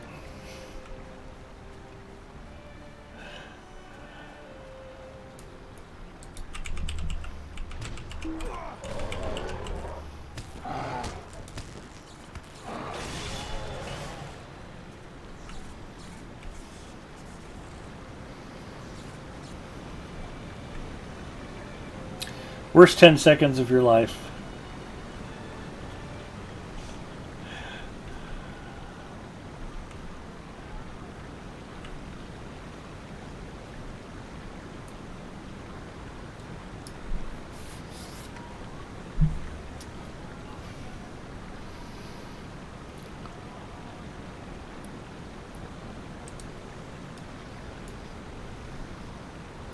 I'm known for my strictness and for keeping it classy, Daddy Hutch.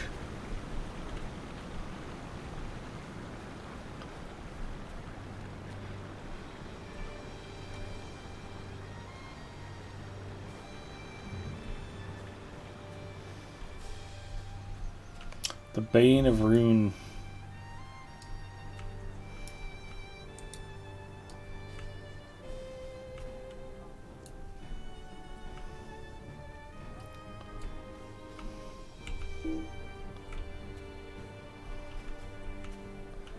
All places belong to my master. You are the ones who trespass. I am the Bane of Rune. I go where I will. Who are you to deny me? I'm the Ding Dong Daddy.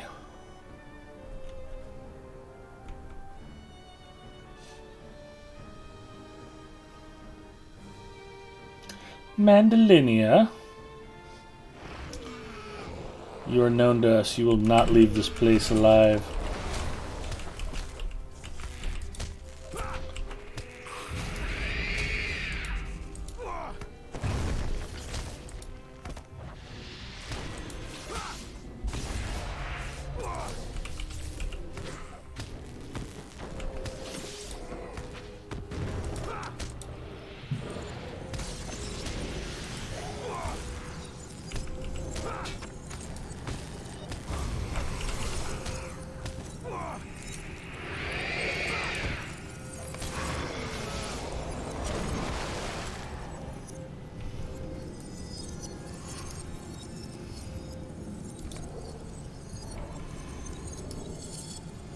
See, all I had to do was kill an Nazgul. Nothing to it.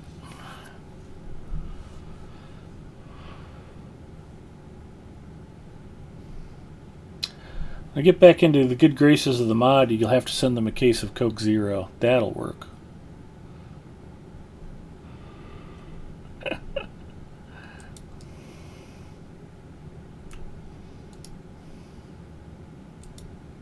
That creature brings to mind a name from the ancient years, but I will not speak it.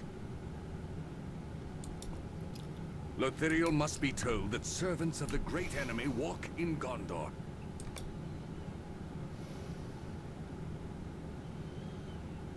That'll get me most of the way there. And then I can buy the travel skill. That and pizza rolls. To be perfectly frank, I was kind of hoping for pizza rolls because we've got a big bag of them in the freezer, and she just wasn't up to it tonight, so that's okay. Plus, I think she was hoping I'd eat more chicken.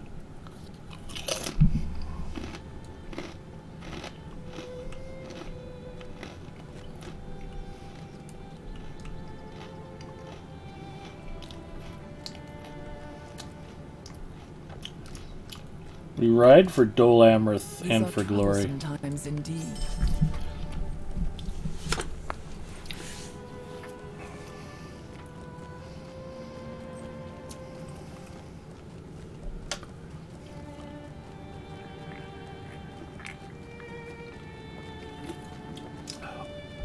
Pizza rolls are pretty rockin'.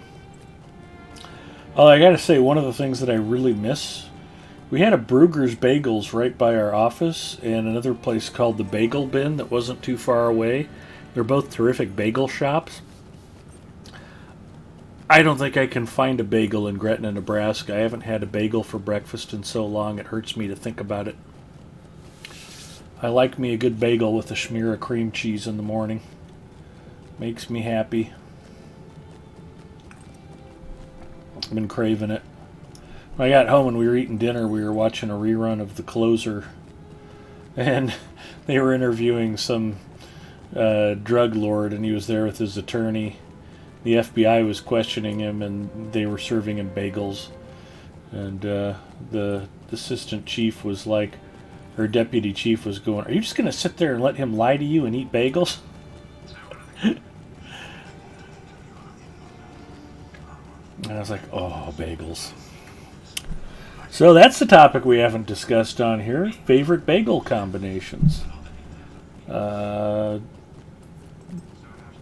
and the Bagel Bin both have great combinations. If I'm a little sleepy, a sun-dried tomato bagel with jalapeno cream cheese is just the right punch in the mouth early in the morning to kind of shake me awake. That was always a favorite go-to. An onion bagel with smoked salmon cream cheese is heavenly. And they had an Asiago bagel I used to get with the bacon and scallion cream cheese. It would wreck your breath for the whole day. Totally worth it. Delicious. Great flavor combinations. When I eat a bagel, I prefer savory. I'm not big on... don't get me wrong, I'll eat one once in a while. It's not like I dislike them. But like a blueberry bagel with strawberry cream cheese or something like that. A honey walnut cream cheese on a cinnamon raisin bagel. That's fine, but if you're going to eat sweets, don't do it half-assed. Get cinnamon rolls, get donuts. People get really freaky about trying to eat healthy. And if you actually look at the calorie content in the typical donut, it's really not that bad. They're mostly air. So you can eat a donut and not break your diet or kill yourself or anything. There's not that much sugar on them either. Typically speaking, if you look at the nutritional information, now if you eat 4 donuts, you don't want to do that. Technically, you're going to get a lot more carbs from a bagel than you are from 2 or 3 donuts.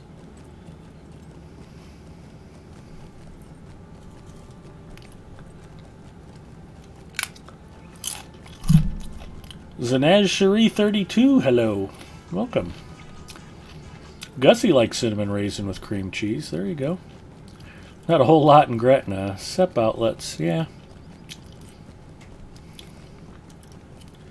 Okay, he can lie, but no bagels. Ed, you're an air traffic controller, right? I am not an air traffic controller. Not even at the remote control airplane field.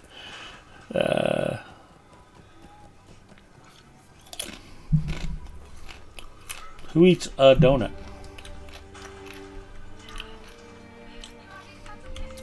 Well, and that's kind of the kicker. When it comes to breakfast, I'm not usually a sweets guy. Which is why I like bagels in the morning, because I generally eat savory bagels. So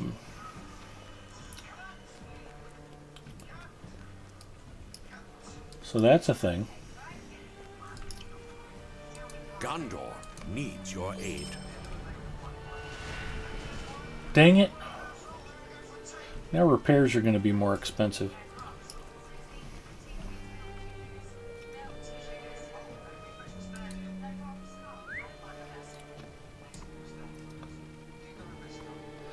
Get the Yule hobby horse out. It's my most prized steed. Krispy Kreme knows that no one eats a donut. That's why they give you a free one.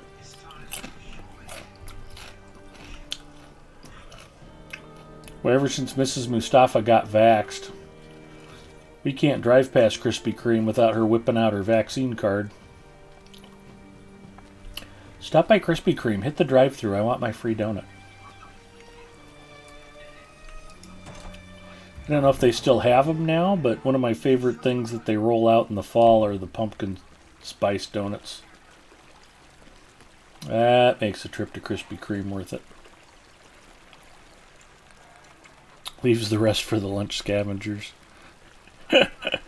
What is Mrs. M watching tonight? Pookie, what are you watching? Death in Paradise. Death in Paradise. My swan knights have returned, and I thank you. But what is on your mind? It's a kind of a comedy slash murder mystery show set in the Bahamas or Bermuda. Do you know which islands? It's a fake island. It's a fake island.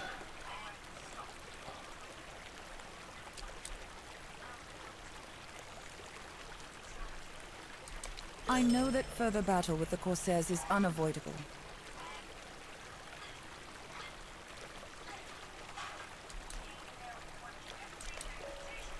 It's like I'm headed to the wharf. I think it's based on Jamaica. Okay. I thought it was a smaller island. Their plain glazed donut is already perfect. You don't need toppings.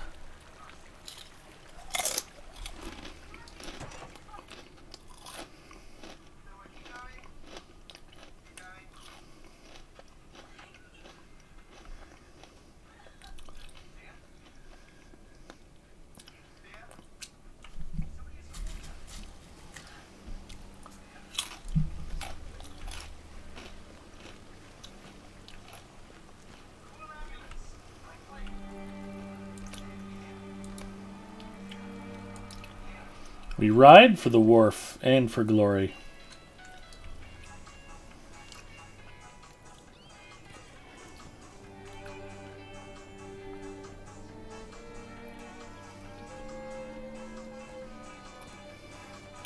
The thin chocolate glaze on a Krispy Kreme ain't bad either. The cocoa makes it healthy. Exactly, dark chocolate.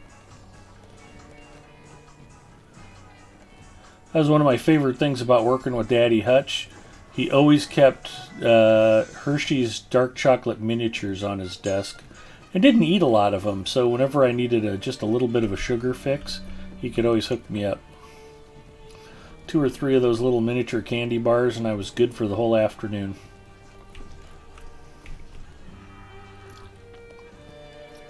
I hope your desk isn't just like overflowing with uneaten chocolate, since I'm not there to help you out with that anymore.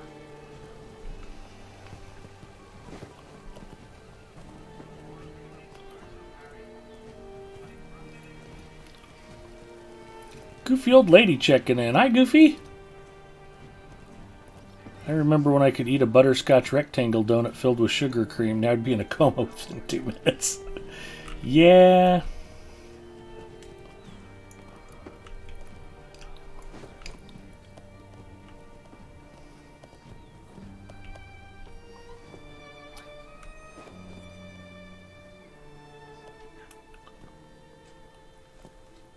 You are not the captain I am looking for.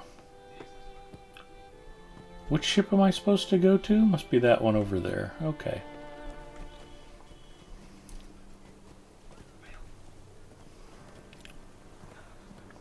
I don't have a candy bowl anymore. I don't want people's grubby hands on my candy dish. Yeah, that's a good point. During a COVID pandemic, you don't want people coming in and touching all over your desk and visiting you for no reason.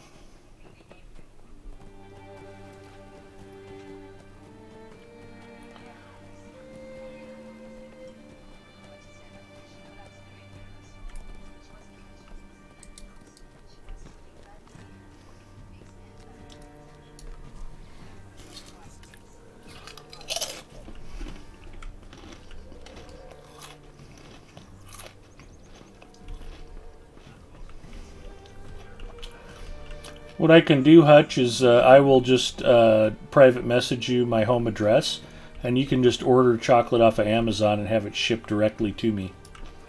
That way you don't have to worry about crashing the economy by not spending enough. How much sea power she commands?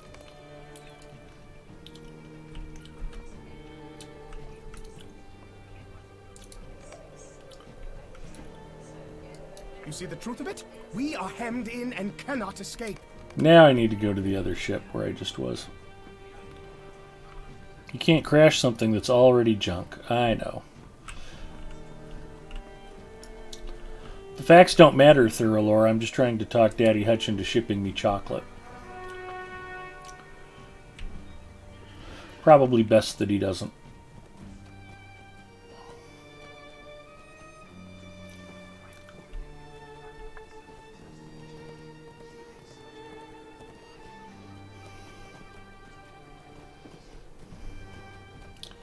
I just had a checkup December 28th, and my doctor was like, "Oh, your blood glucose level's a little high." And I was like, "Really? After Halloween, Thanksgiving, and Christmas, all back to back to back, my blood sugar's a little high?" It's like, yeah, that's a good point. We'll look at it again at the end of March and see if it's cause for concern.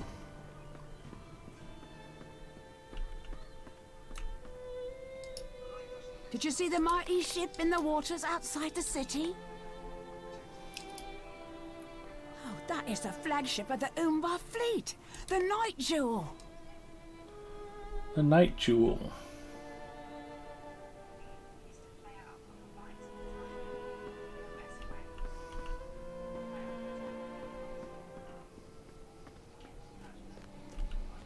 Oprah.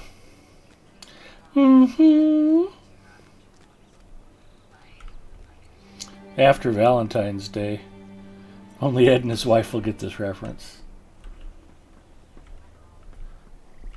Yeah, that's my Oprah Winfrey imitation. I used to do it at the office all the time. And then Oprah, after I smoked the meth, I slept with a bunch of dudes so I could buy more drugs. My life was a hell of my own private making. Do you know what I mean? That would be all she would say. She has no idea. She's like a super rich, privileged billionaire. There are no good tidings, friend. Find the I told my crew to find what merriment they can throughout the and city. tell them to return to the ship. Okay. We're going to go search the town for crew members. Hey, get back to the ship. This is kind of a busybody quest. For Mrs. Mustafa to get that reference, Daddy Hut, she would actually have to pay any attention to anything I say, so she probably would not get that reference either.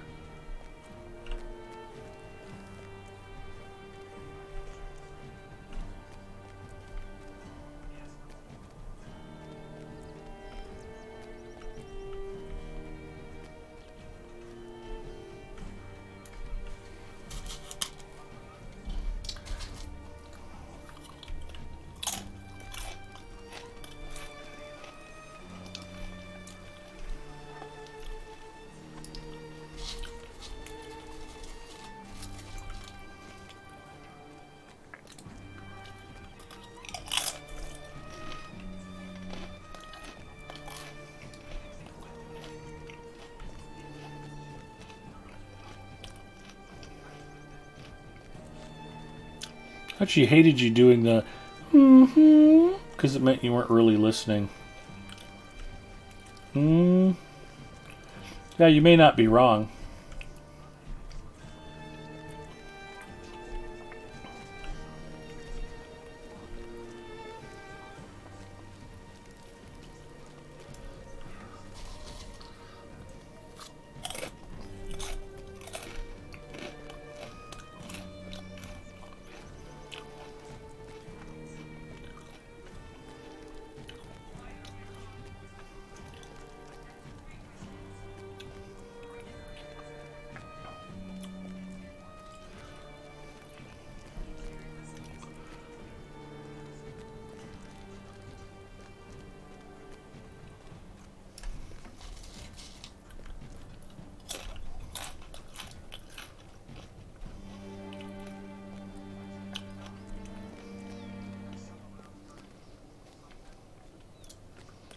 I've annoyed Mrs. Mustafa so many different ways over the years, it's hard to keep track of them all, Hutch. That definitely could have been one of them. Actually, one of the things Mrs. M used to do that she doesn't do anymore, I finally kind of got her broke of it. She would tell me stories about people I don't know. Oh, my friend at work, so-and-so, yeah, she did this and said that. It's like, I don't care. I don't even know who this person is. I don't want to know this story. If it's about her and what her day was like and what she did, that's fine. But I don't need to hear about people I don't know. Be like people talking about characters on a television show and acting like they're real.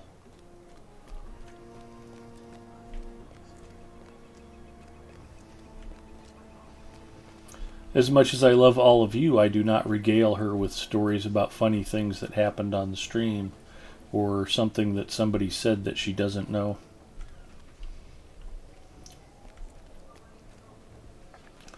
It wouldn't cross my mind that she could possibly care. Do I just need to go searching the taverns? Is that it? We'll do that. Even his breathing annoys her now. Oh, hard hit, I wish you were wrong.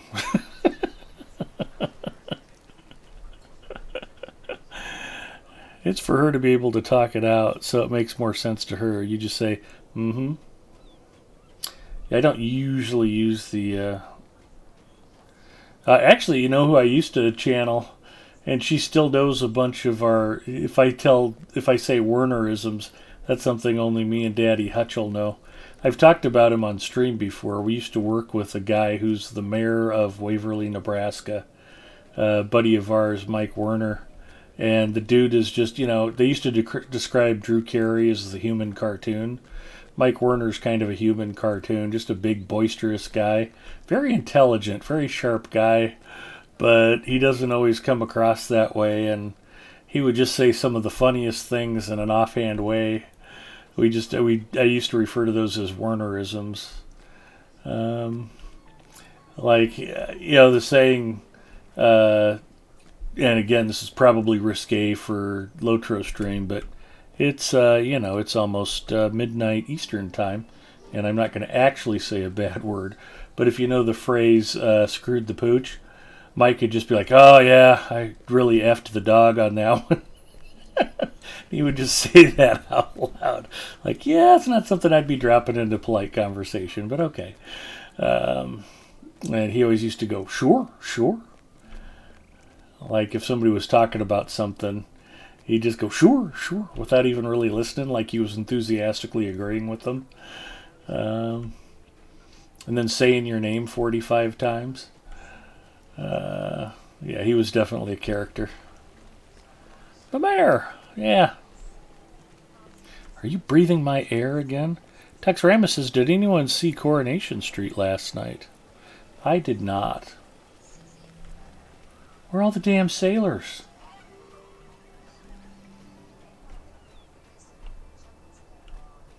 There's no brothel here that I'm aware of. They've got to be in the pubs.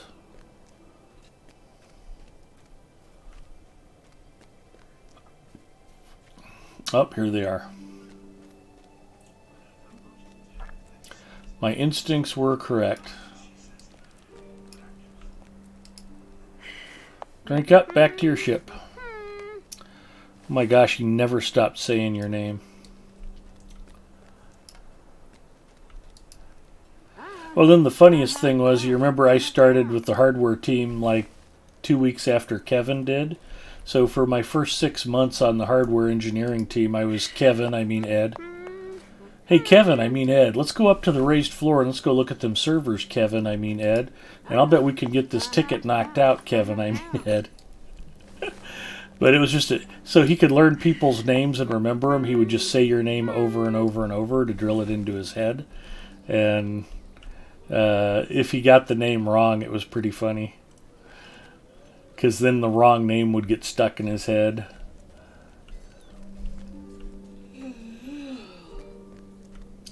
Did I get all of them? Yep, return to the ship. Okay. We ride for the wharf. Dell, check it in. Hi, Dell. And Ardit says, yeah, like Rem.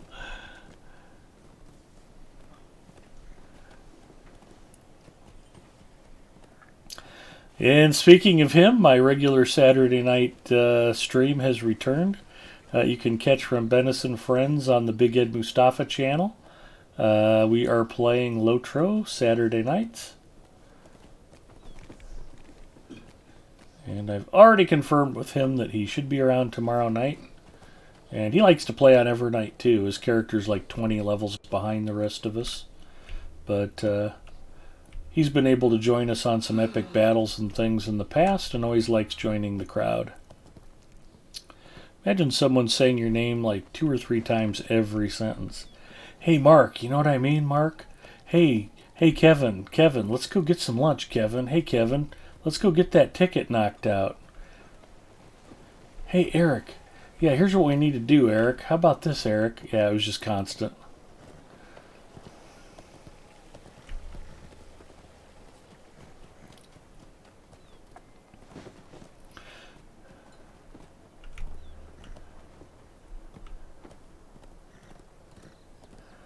And then for some reason, the dude just never wanted to go home at 5 o'clock. He would spend like a couple of hours in the afternoon just putzing around doing nothing. And then about 3 o'clock, he'd get real serious about supposed to be studying the situation. I'm on the right ship, aren't I? This is the dude whose crew I had to get sent back here. It's very strange.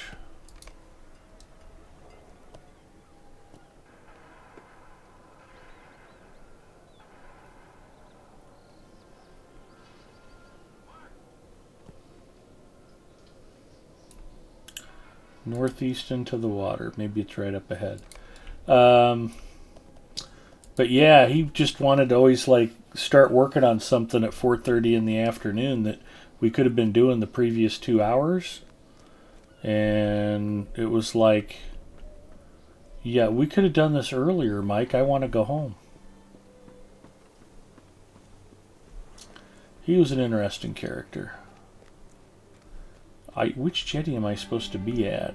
Apparently...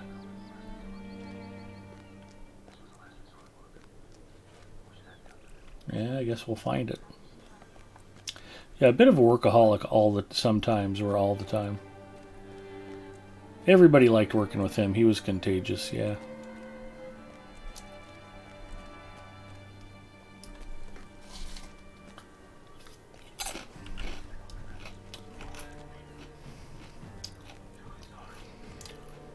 Kind of a natural politician, he had a way of always making everyone else feel important.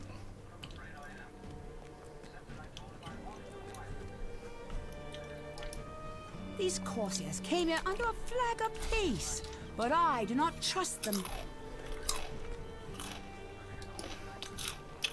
I bring a message for the ruler of this city.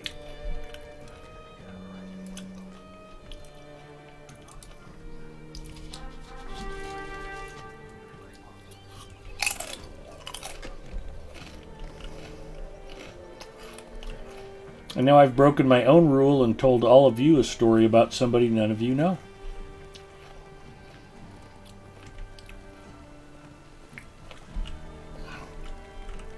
Although I remember after he got elected mayor, Mrs. M and I were driving into Waverly for something, and I remember laughing, thinking, man, that's weird to think that a whole town thinks it was a good idea to put him in charge. Hey, he's good people, though.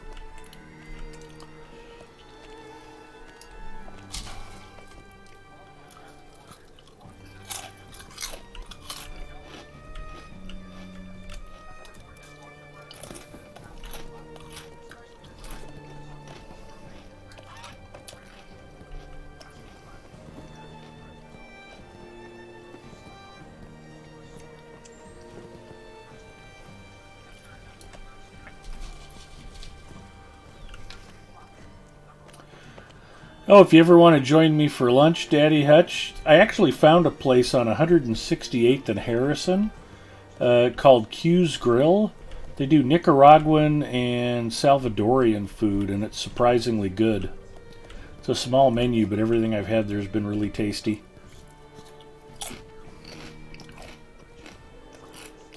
Grilled marinated pork with beans and rice and fried plantains, and they have Coke Zero on Fountain. They do chicken, pork, or steak grilled with the beans and rice and plantains. And then they do these Salvadorian pupusas. It's basically a flat, sauceless tamale. They bring the sauce out on the side, and you just kind of dump it on top of the pupusas.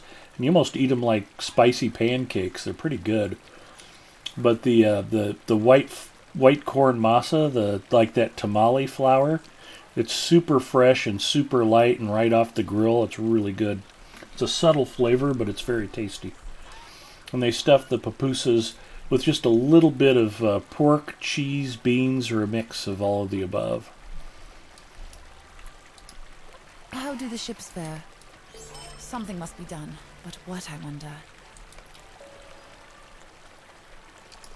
I could use your counsel. No way, plantains, pupusas, and Coke Zero? I'm in.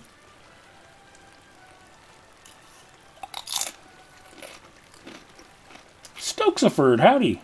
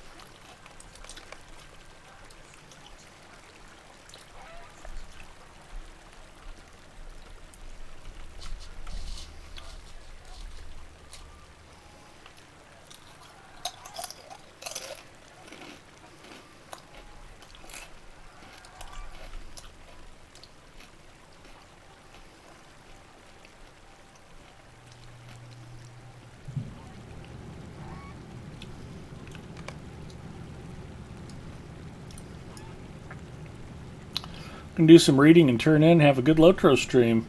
Daddy Hutch, have a great night. Hopefully we'll get to talk to you again soon. Should be streaming playing Apex tomorrow night on my channel if you want to come by and say hi. Take care, man. Have a good weekend.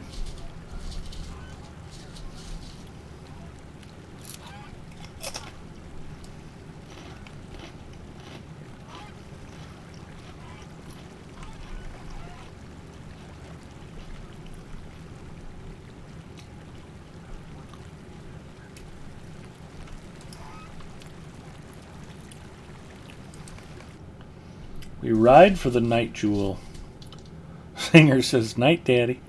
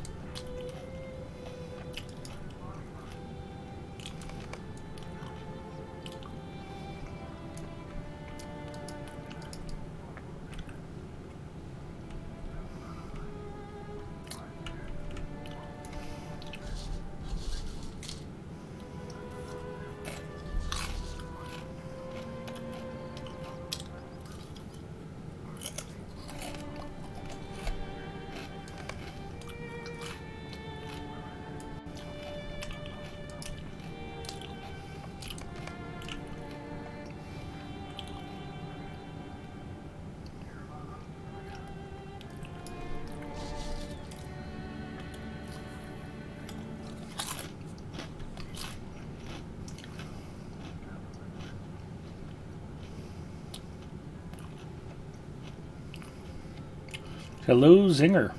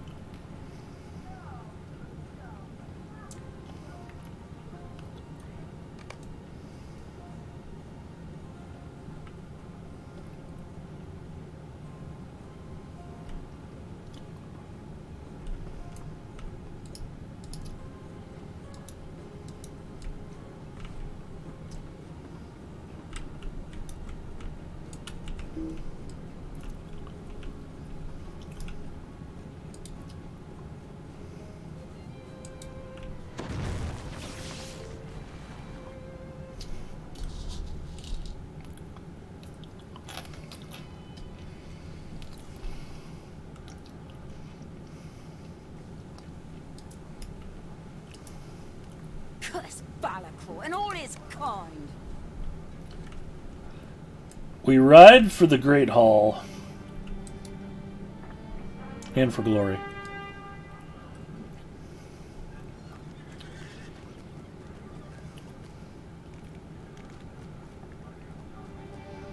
I think I'm out of popcorners.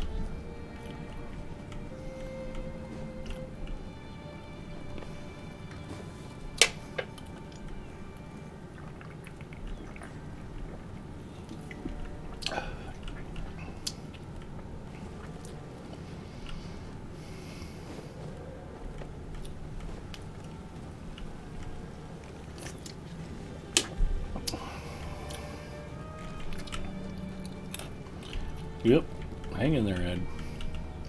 Got distracted. There was a piece of popcorn on my shirt I had to eat. It was delicious.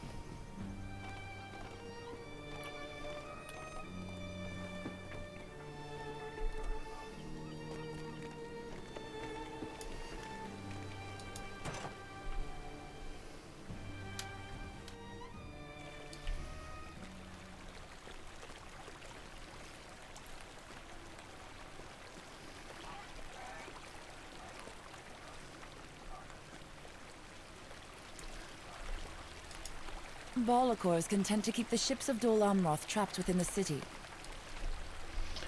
We ride for Ethring and for glory. And I accidentally got turned. Where the hell am I going? This way. Thank you, Lag Spike.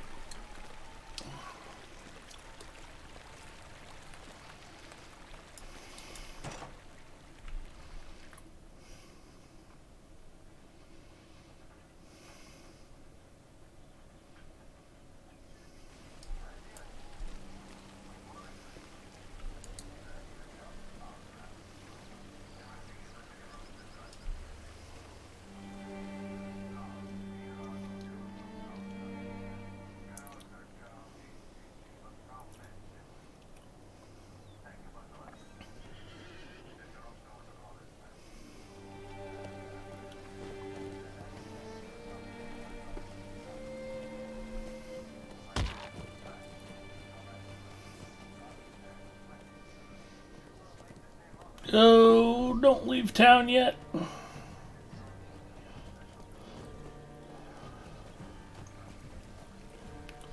Talk about me not being a smart man. What did I say I wanted to do when I got here? Buy the travel point.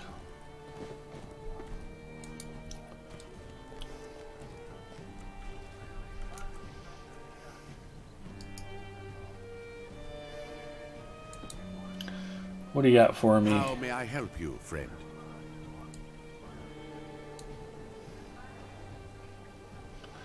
Return to Dole Amroth.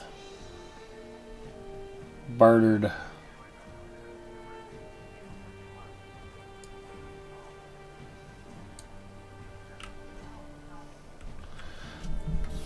Thanks to Hard Hit's constant badgering of me, I make sure there are no travel skills on my combat skill bar. That way I don't accidentally go to Gath Forthner in the middle of fighting a Balrog. Otherwise Hard Hit will pick on me.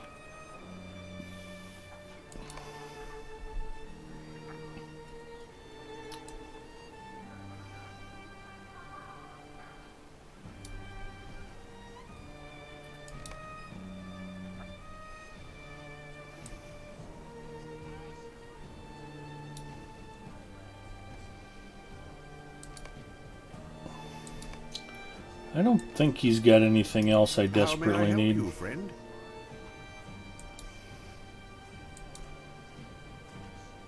Essence recipes.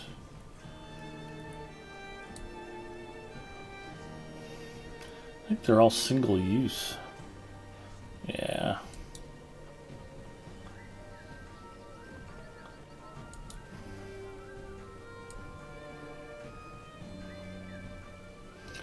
Essence reclamation scrolls, don't care.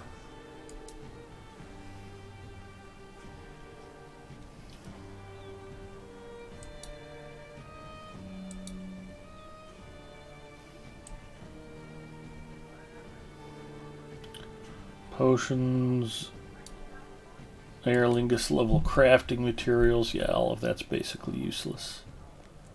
And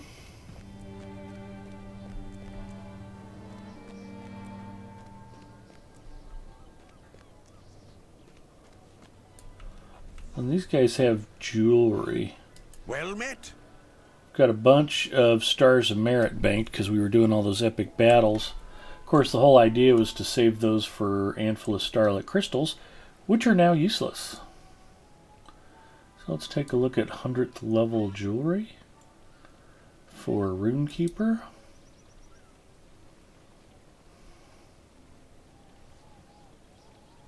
So I could get some upgrades here.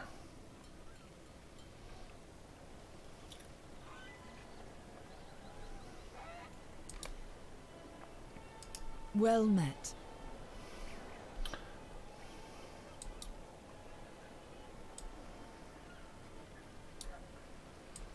This is the really high-end stuff.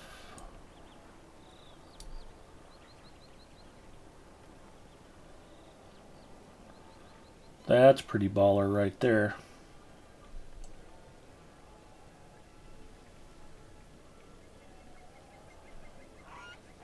But yeah, I can only buy one piece of this stuff. I mean, it's a bunch of Stars of Merit.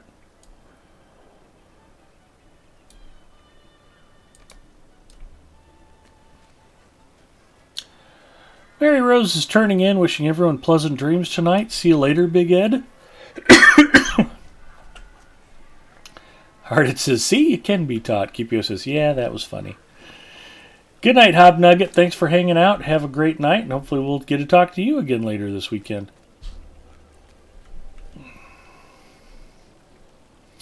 Mrs. M gave me a few pointers. She's been trying to train me for years, hasn't pulled it off yet. More epic battles, exactly. Alright, so I got my travel skill, and we are off to Central Gondor.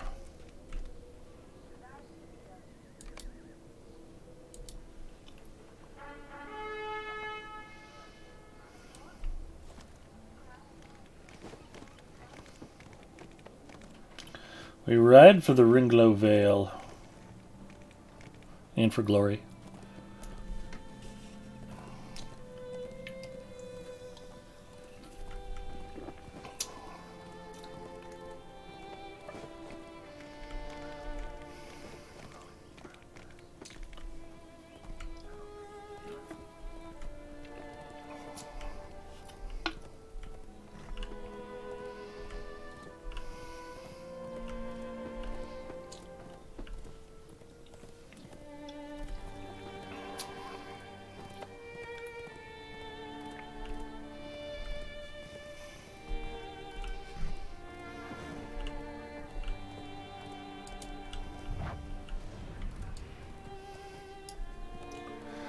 Get that horse going an extra 1 meter per second.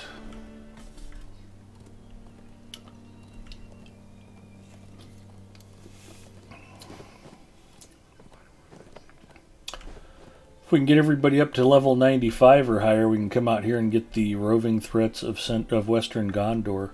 It's a fun group, actually. There's a bunch of them, too. I think there's 5 or 6 of them here.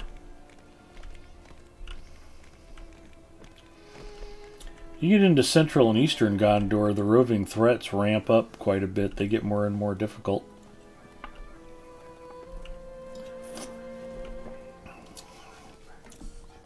I am out of venom.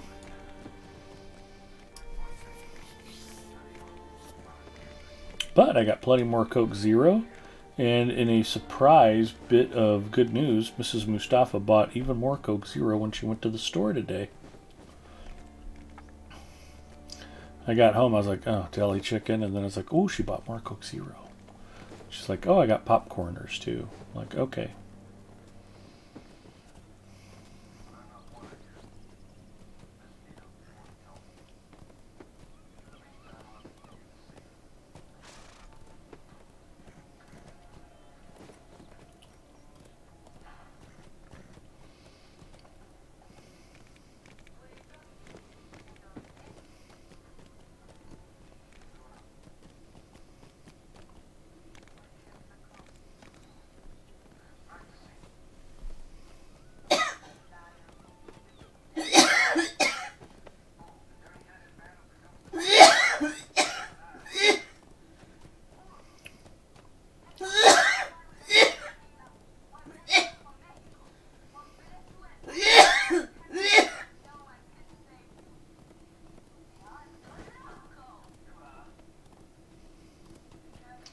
That is just Mrs. M's way of saying hello.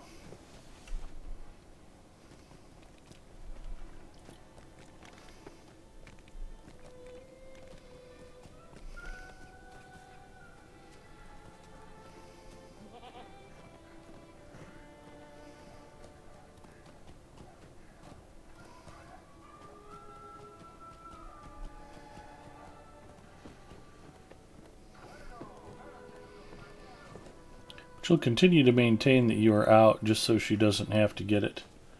Exactly.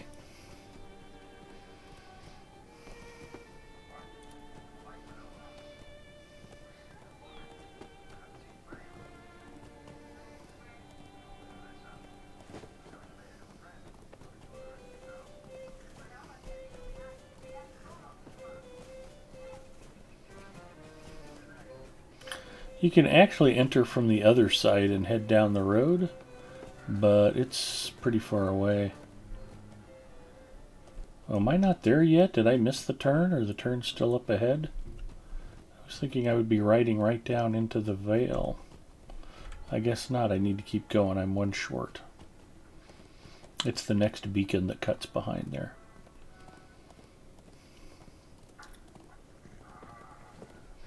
It's a long ride. That's kind of the problem. That's fine though, I guess.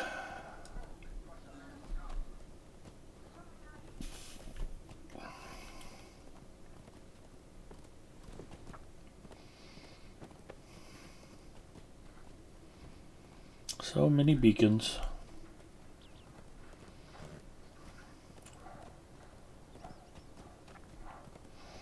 I may still go back and try to complete some of the faction rep stuff, just for giggles. Be nice to at least see the armor set, if it's not too big of a pain in the tuchus to earn it.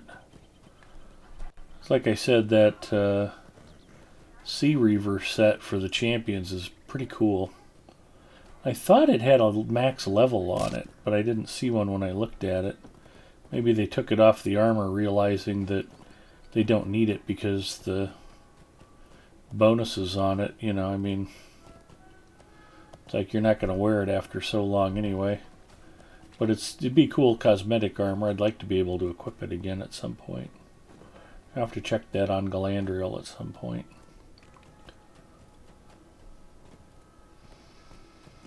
The Sea Reaver stuff looks very much like what I would consider Arthurian plate armor. Like if you really want to look like a knight in shining armor, that's a good suit for it.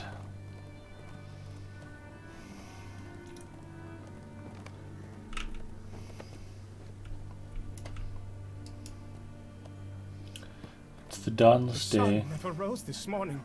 Some evil has been unleashed.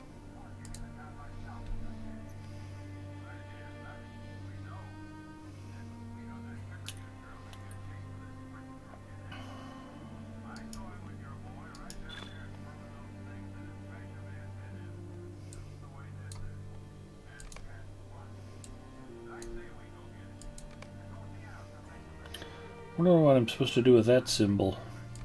Is this some sorcery?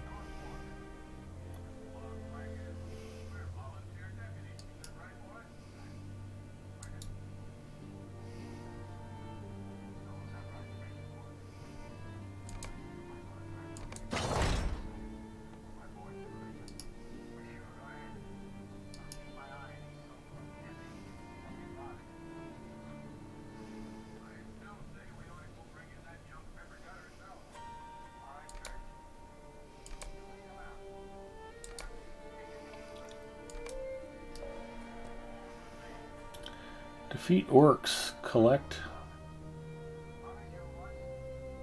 suitable tinder.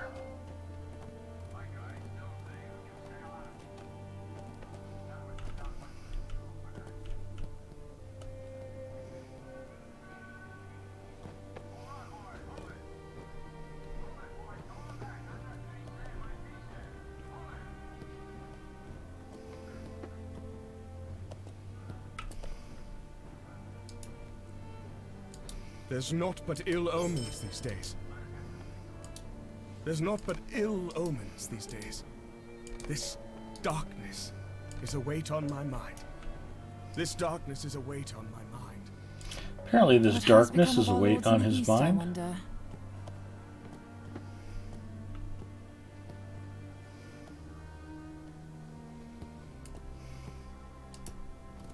These are troublesome times indeed.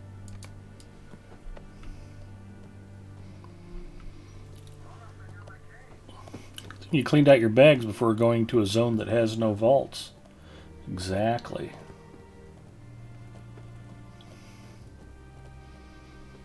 Isn't there a vault in Pelargir?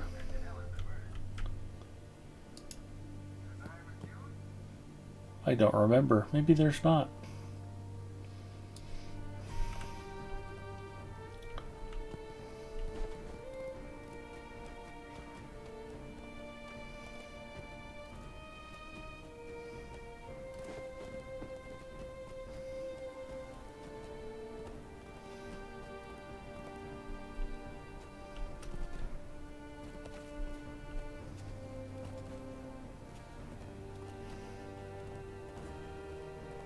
Ooh, poop. I was going to say, one of the problems with this zone is there's roving threats fairly close in. And I just practically rode right up into one. That giant spider.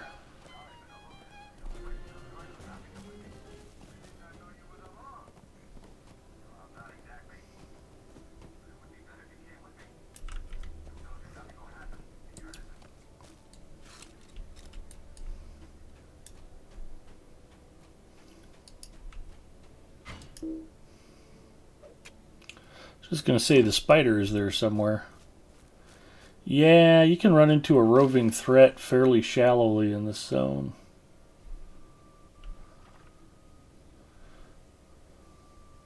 This does look like a great place for fishing, though.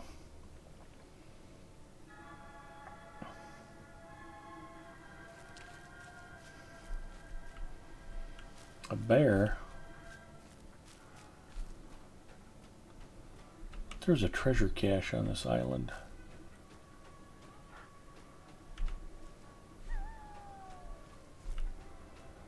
Wolves. There it is. I don't remember there being creatures out here before.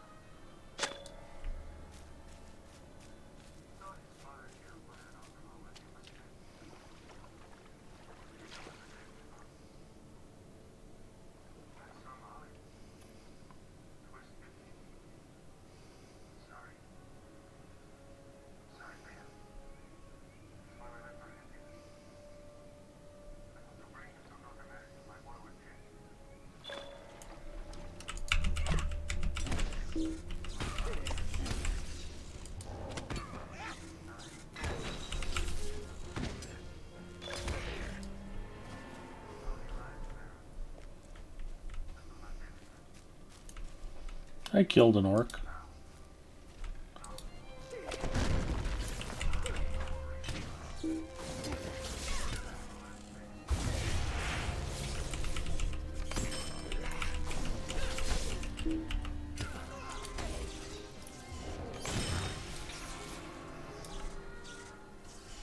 Need to kill totems yet.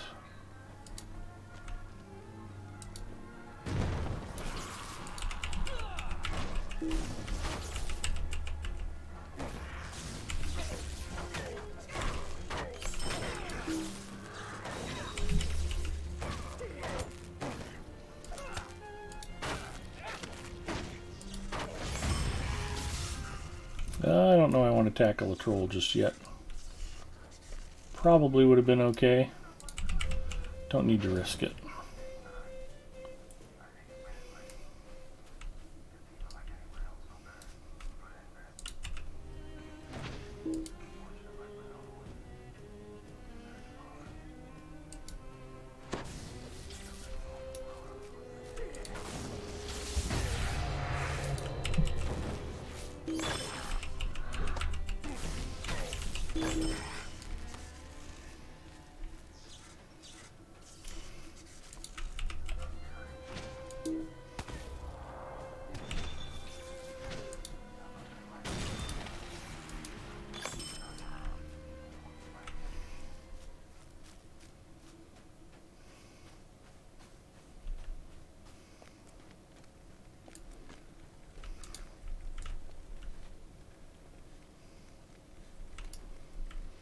Beware of trolls.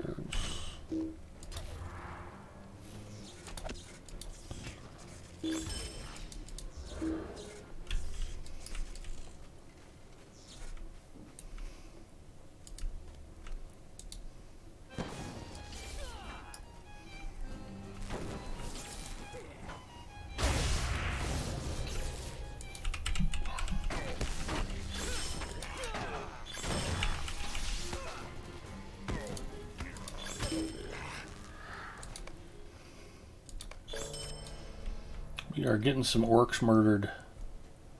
It's a good thing.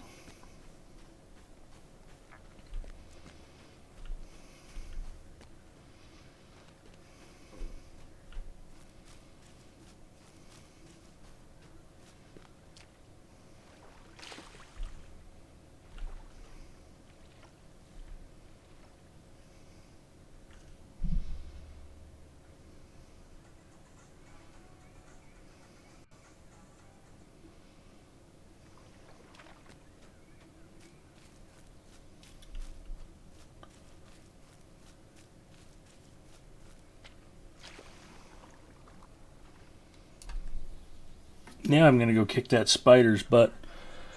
Radigar TV says, what class is this at? Runekeeper. Master of lightning and fire and a little bit of frost now and then.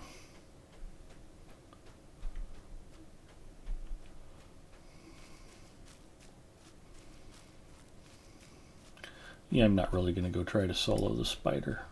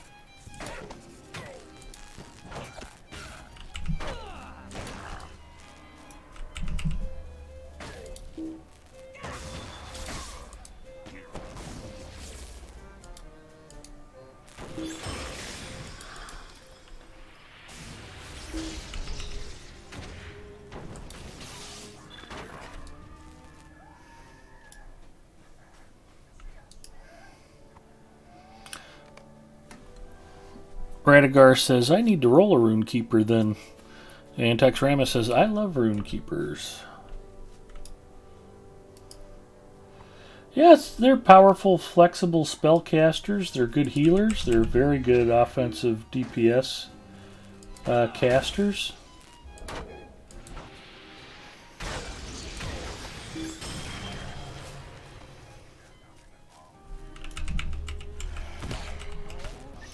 Really, the only glaring weakness is my particular lack of talent and skill. I'm a bit squishy, which Freelancer seems to delight in for some reason. Freelancer just loves seeing me get my butt kicked. Which is bad, because he's usually our primary healer, so... If your primary healer likes watching you die, it generally does not go well for you.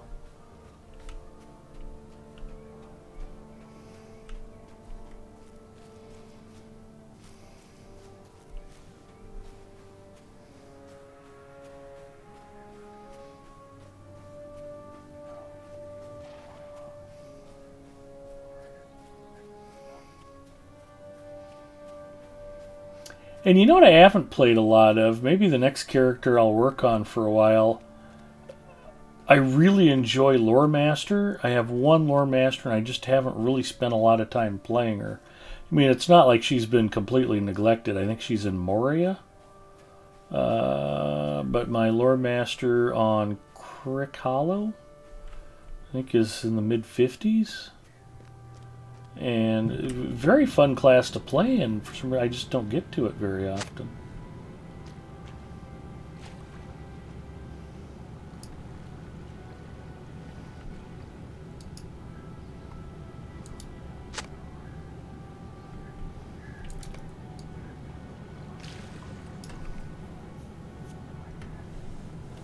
But that is the joy of Lotro and the secret of playing free-to-play. Try all the classes. Play a character with every class and create crafting groups on different servers and level all the characters up together so they can share crafting materials, help each other out with armor and weapons and scrolls and cloaks and jewelry and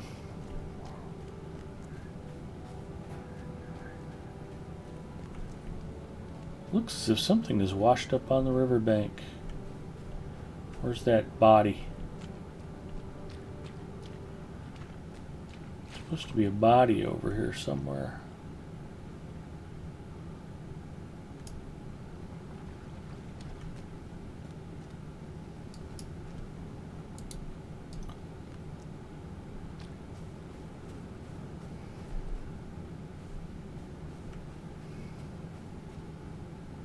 There it is.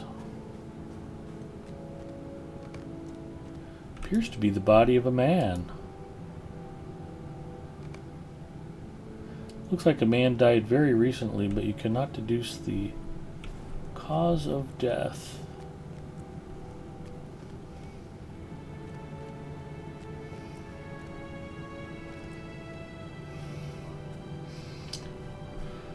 Canna checking in. Hey, Uncle Ed. Hello, Canna.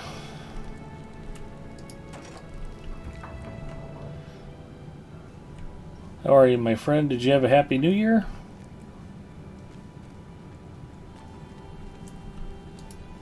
We woke this morning to no sun, no light of day. Will we ever see the sun again?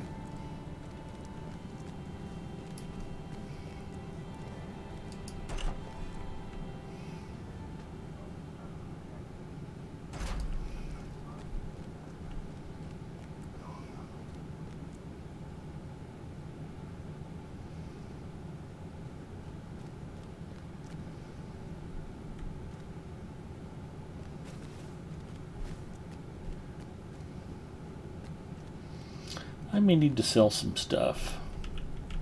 Maybe not. Let's look and Corsairs, see. strange armies, now darkened skies. Question What of has become patron. of our lords in the east, I wonder?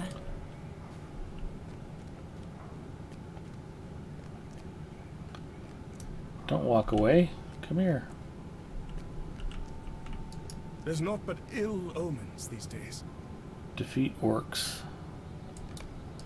Yeah, I don't need to ring that bell again quite this quickly. Who needed the tinder?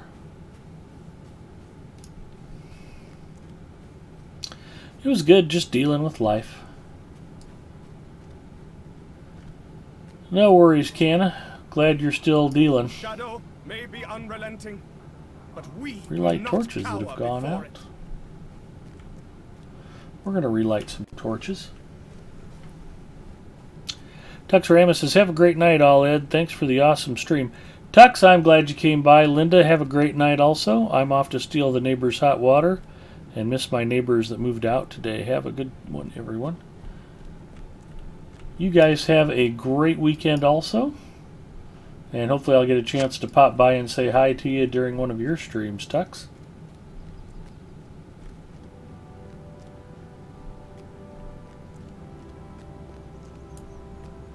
They are West Coast time, and I think Tux normally streams during the day. So I don't usually get a chance to catch his streams, but I always enjoy popping in and talking to him when I can.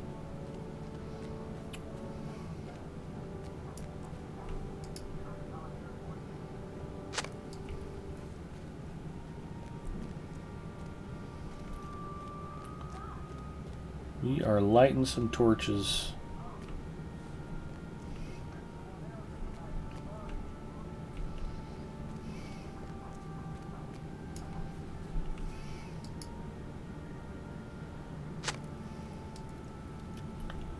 Four of 4 torches lit. Signs of hope. Find and speak with what's his name.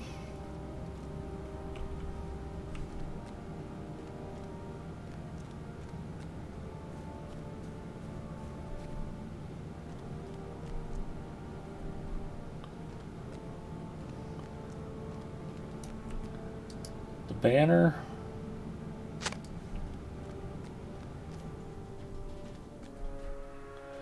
Gold trout on a blue field. I haven't had any trout in a while. Trout's super yummy.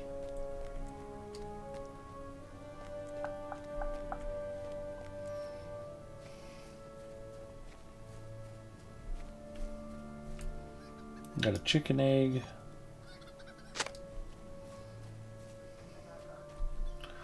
That's one of the things they do to chickens on farms is they mess with the lighting in the chicken coop, so that the chicken thinks more day and night has cycled than has actually cycled, and it causes them to lay eggs faster.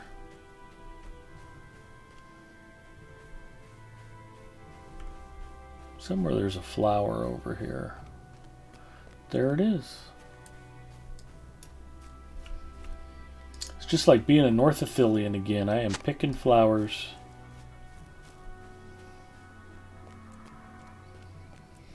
Kiana says, just thankful the tornadoes went east of me in Kentucky. Yeah, no doubt.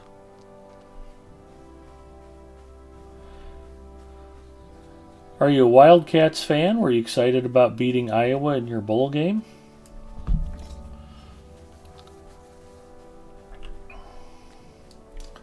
So one of my coworkers is a loud, obnoxious Iowa Hawkeyes fan. Fortunately, eastern Kentucky is one of the poorest places in the U.S. Yeah, it's funny how tornadoes seem to know the socioeconomic viability of the areas they destroy. Trailer parks and poor neighborhoods, and you never hear about a tornado ripping down through the middle of Beverly Hills. Will we ever see the sun again? We woke this Climb the hill to the beacon. Heck yeah! So the problem is the Huskers were dominant in college football for decades. Has been a long time now, 25 years or more. Exactly 25 years since our last national championship, as a matter of fact. But most of western Iowa picks up their TV from Omaha. So those bitter Iowa football fans in the western side of the state have been having to watch the glory of Husker football for a long time, and just came to bitterly resent Nebraska's success. And now that Nebraska's fallen on hard times, they're just delighting in it. And it's very annoying. Well met. Of course, if we ever got good again, that would go a long way towards fixing the problem, but I don't know how long that's going to take.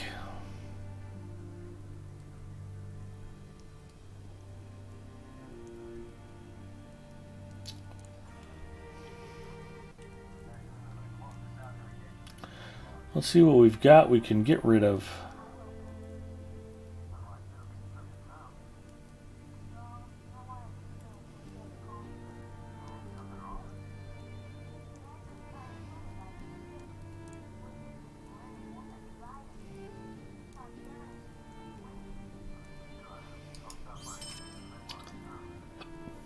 Those emeralds can go. I will not be running out of those anytime soon. Lesser Valor something or other. It's not a bad piece of jewelry. Some potions I don't need. A robe I'm not going to wear. Yes, I'm aware it had the essence in it that I put in it earlier. Just a good way of getting rid of essences too.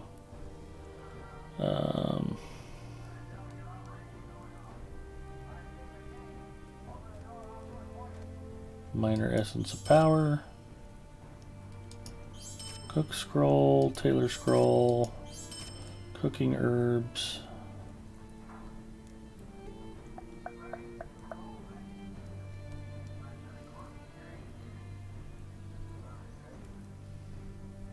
I really need to start turning in bunches of punctured shields. Now that I'm kindred with Dole Amroth, I can probably do that. Finish up Wildemore rep and get some of that stuff out of my bags.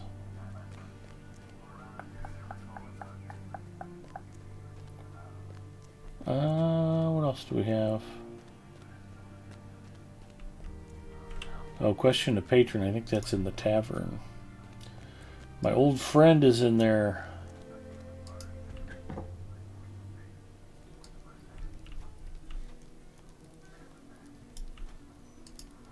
There's naught but ill omens these days. What news do you bring, traveler?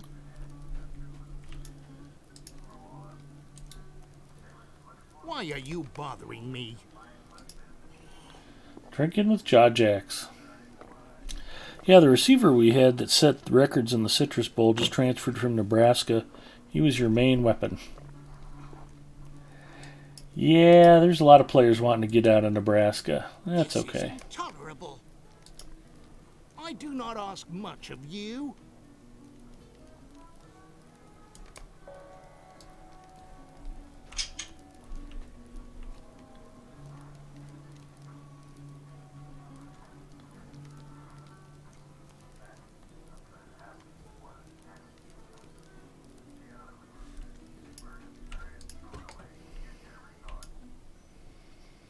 I think our quarterback is in the transfer portal too. Good luck having anybody else pick him up. Corsairs, strange armies, now darkened skies. Why are you bothering me? Will you let me speak my piece?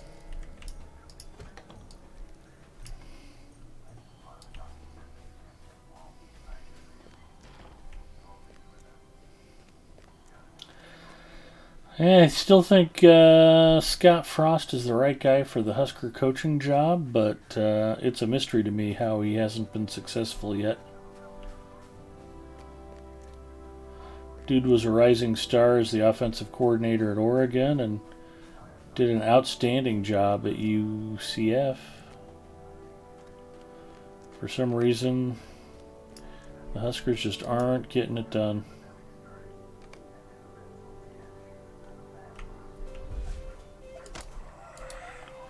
Why are there two of them inhabiting the body?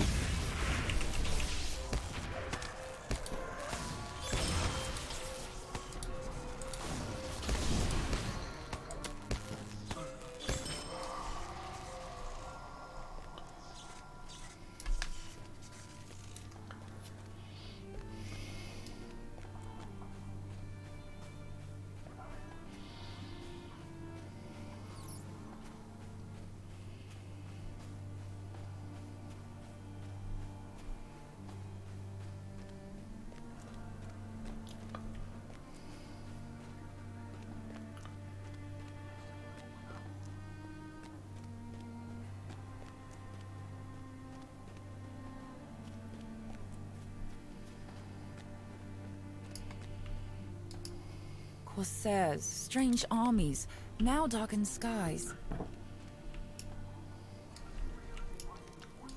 What is this world coming to?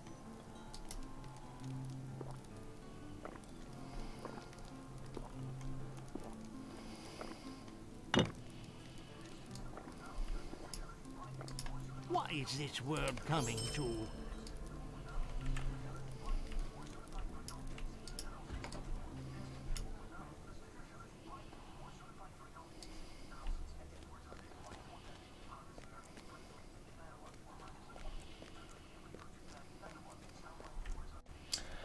Whenever I hear that, what is this world coming to? Public Enemy did a sample of Jesse Jackson from one of his earlier speeches. He's like, I don't know what this world is coming to. And the drum beat kicks on. Will this night ever end? I miss song I have requests. family in the town of Lean here, and I worry for their safety. Yeah, if you have family in that town, they're all dead. Sorry.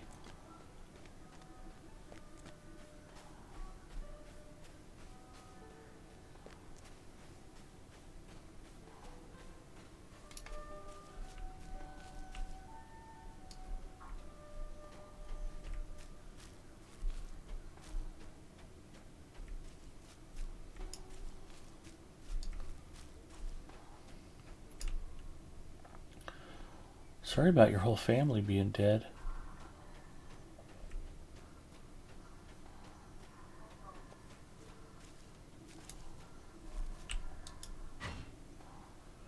If you're in Big Ten or SEC football, it's rough. It is.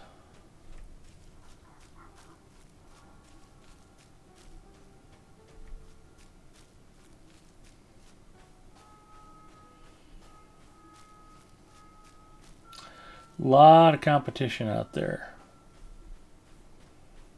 Nobody's a doormat. Well, actually, the Huskers might be the doormat in the Big Ten. And Rutgers.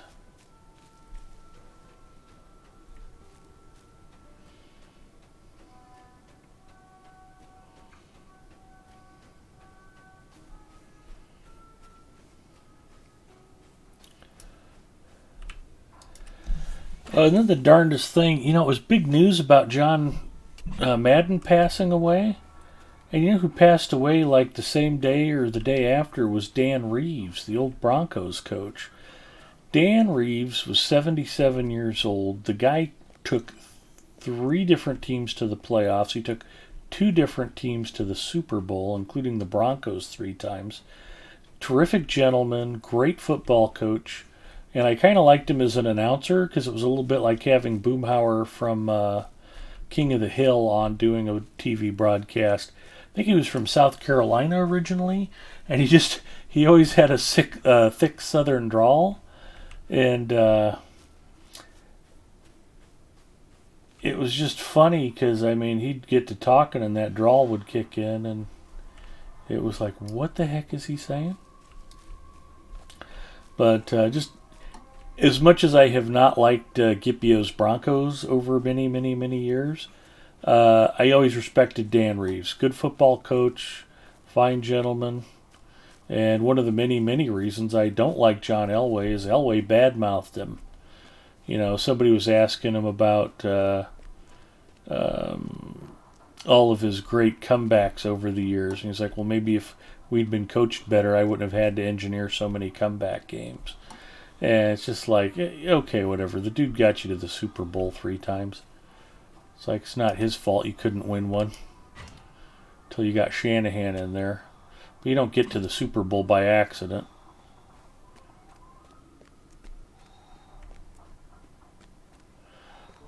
That was always my defense of Barry Switzer when he was the Cowboys head coach. He took over for Jimmy Johnson, won a Super Bowl, got them deep, deep into the playoffs. And the year they didn't win the Super Bowl with Switzer, they were really banged up. They had a lot of key injuries. And say what you want about Switzer, he did a great job coaching that team after Jimmy Johnson left. And, they definitely declined after that, but I don't know how much Switzer had to say with regard to personnel decisions and things like that. A bad general manager will get a good coach fired. One of my frustrations with my Seahawks is the last 3 or 4 years they've just had crap for an offensive line, and Wilson's out there running for his life. They can't get the running game going, and they need to stock up on offensive line players, and they just haven't gotten it done. And it's like, Wilson's awesome, but it's a team game. He doesn't have the supporting players around him. All you're going to do is get him injured, which is exactly what happened. Getting his finger torn up because the pass rush was too much for their line to cope with. It's a miracle he's held up as well as he has. Toronto Lucan checking in. Hi, did you hear about a new Loader movie 4K version? Well, they've had the 4K Blu-rays available.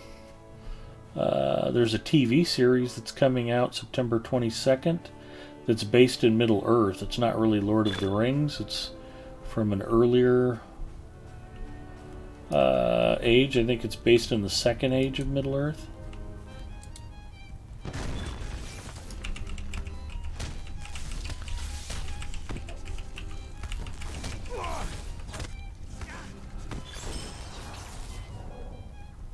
Zinger says, it's fine. I'm sure Tom Hanks will do a good job of playing him in the biopic.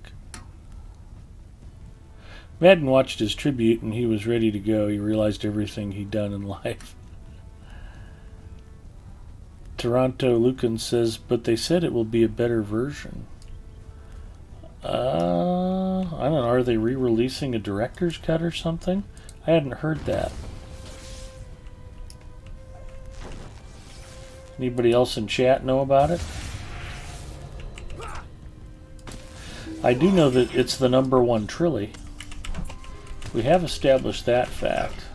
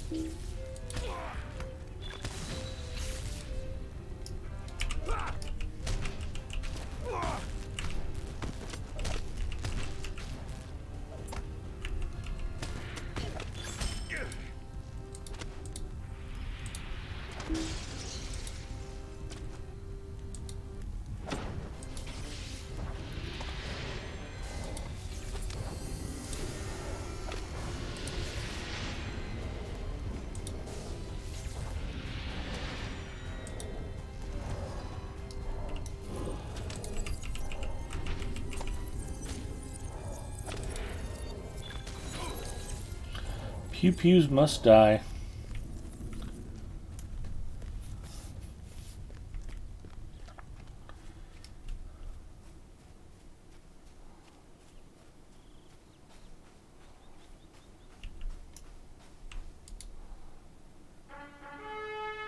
Maybe they'll make a new version with Tariel in the early Trillies played by Anna Kendrick. That'd be awesome. #1 Trilly, you say? I do say.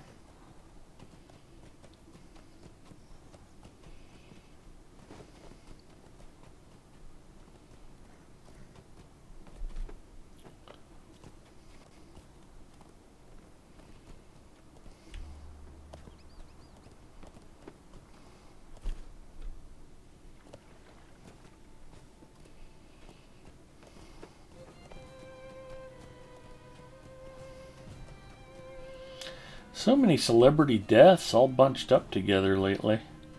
Sidney Poitier passing away today.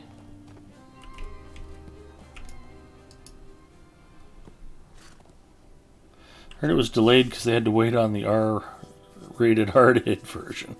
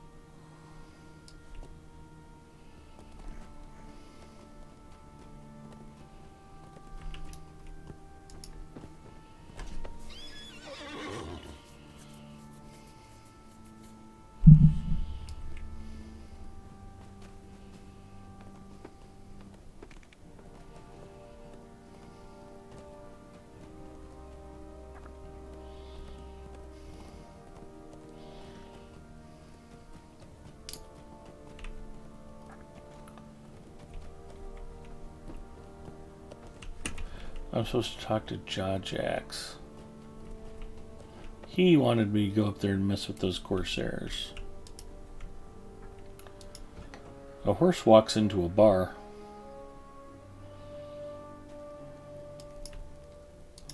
This is intolerable. You're welcome, Jax. I think he's just got the Stay and hear repeatable. me out.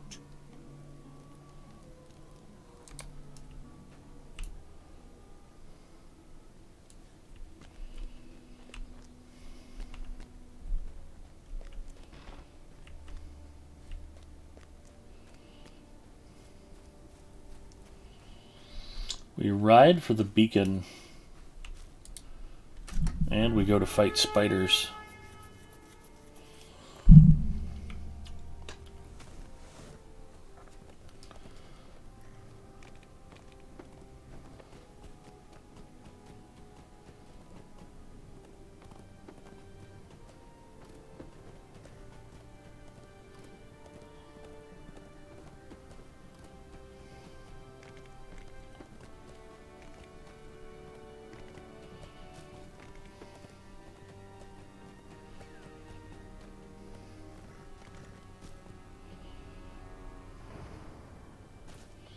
There you go, Evernight. I knew you could do it. That was not the stream freezing, that was the game.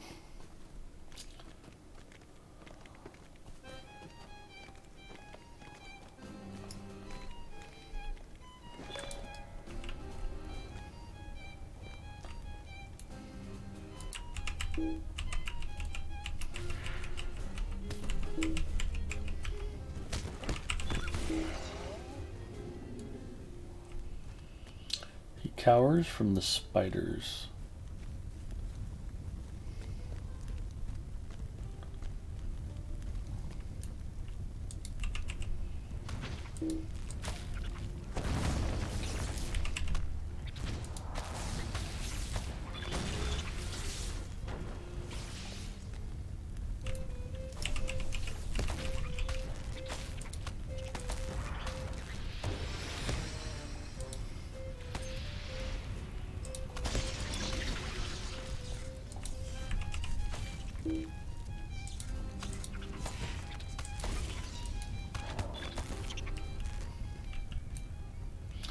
Ooh, a corpse. I hope he has a sandwich still on him. Maybe he got murdered before he could eat his lunch.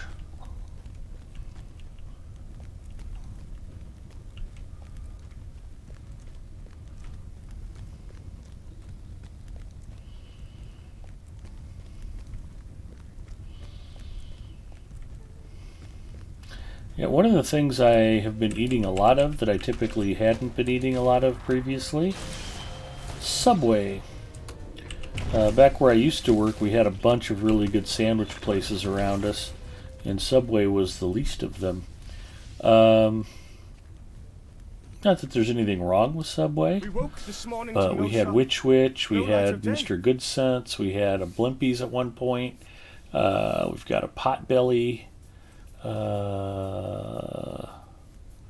They opened up Pickleman's Deli up. There might have been one or two other sandwich places, but you know, Subway's fine, but it's just, you know, it's kind of baseline. We woke this morning to no sun. But you No get out to light Gretna, of Nebraska, you don't have a bunch of different sandwich franchises.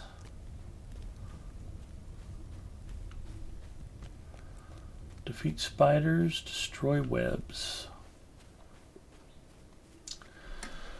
But I installed the Subway app on my phone. There's a Subway like 2 or 3 blocks from the office. So I've been eating Subway about once a week.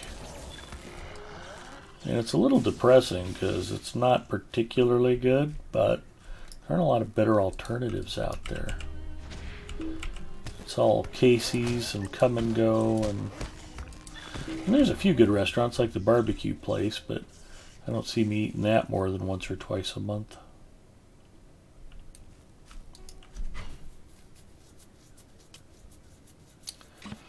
Around my house, we have my grill. Make it home healthier and better. I have brown bagged it before. Part of why I don't, I just like getting away from the office for an hour. It's like a mental vacation in the middle of the workday. It's worth whatever I spend on lunch just to get away from my desk. I mean, like I said, I like my new job well enough and it's going fine, but I'm trying to think of a polite way to put this. We deal with a lot of the same problems over and over and over and over and over.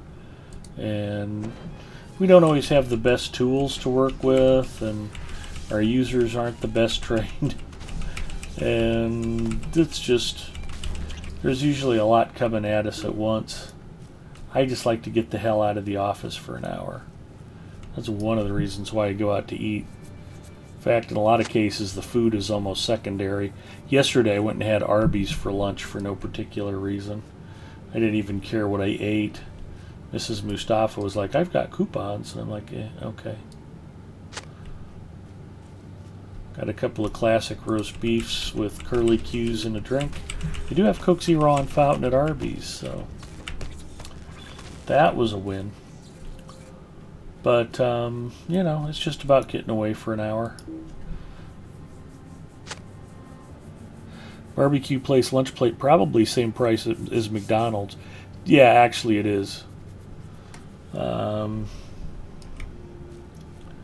I spent as much on McRibs as it cost me to eat at the barbecue place the first time. I spent a little extra money today because a half a rack of ribs sounded good, and B, I ate Arby's yesterday, so I wanted to eat something good today. Also, I ate 99-cent Taco John's tacos on Tuesday, which were surprisingly good, actually. But, you know, it's not...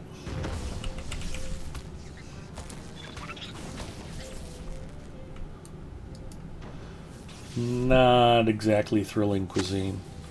And I don't, you know, it's like, I've always said that as much as I like rack of lamb and sushi, there's times I'm perfectly fine with a gas station hot dog, too. But what I don't want to do is eat gas station hot dogs for 3 meals a day. You know, I'm fine with filler for a meal. I get one good meal a day. That's really all I'm looking for.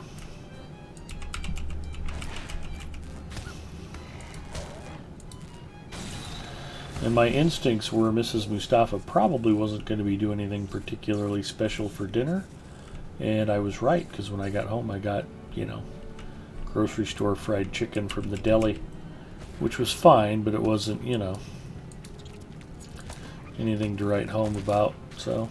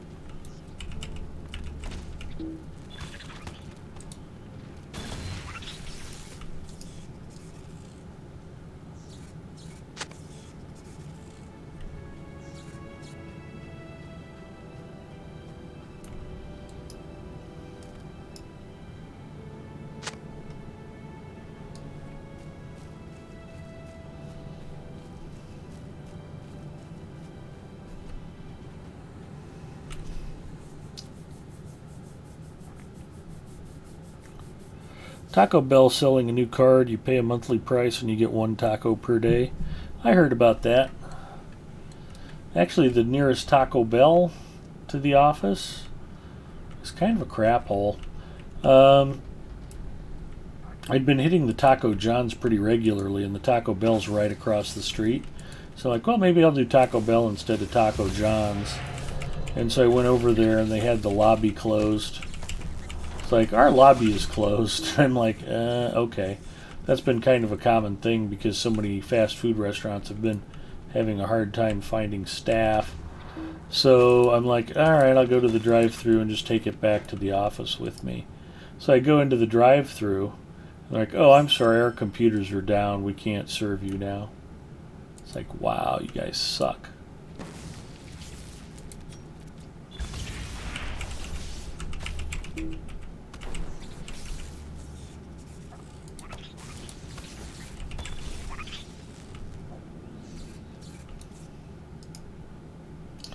If I were the owner of that Taco Bell franchise, I'd be freaking out. Paying a bunch of useless employees to stand around and not sell food to anybody.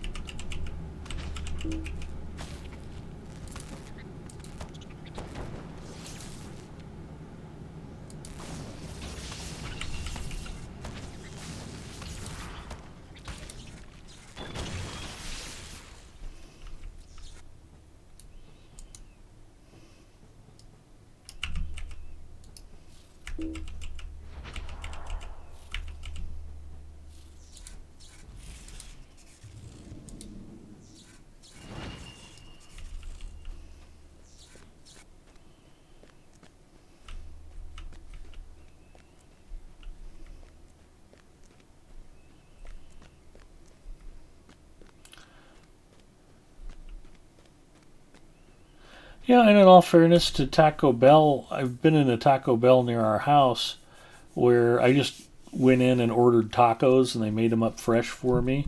And I was surprised at how good they were. I think part of the problem with Taco Bell is if you take the stuff home, you know, by the time you get it home, it's cooled off, it's not fresh, it's not as good. Even though they're 88% actual meat, they can make a good taco. Plus, like anything else, it probably depends a little bit on exactly how hungry you are at the time you're eating them.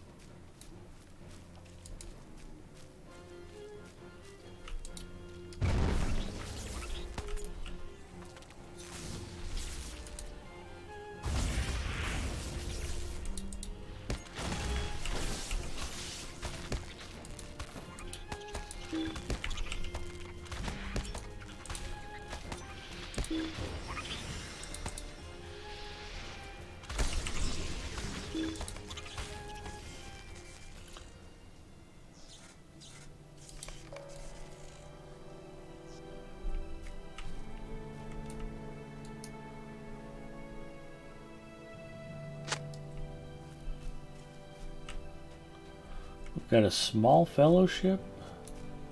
That's not the small.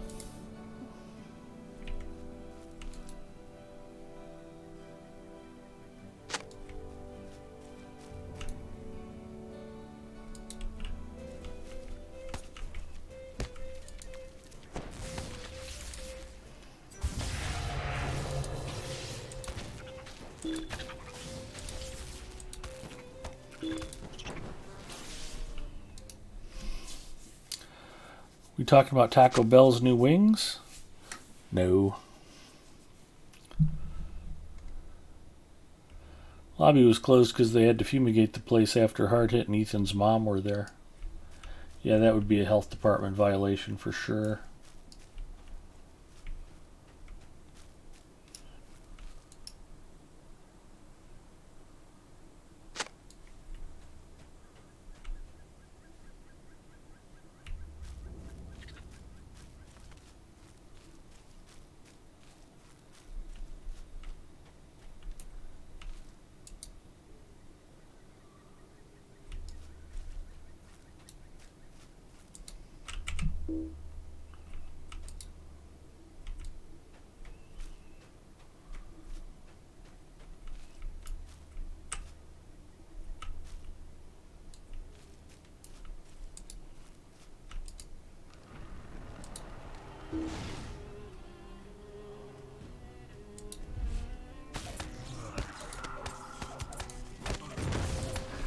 Oof, man. Why are they telling me that was small fellowship, man? Those guys just ripped me a new one. Did I read that wrong? No, small fellowship.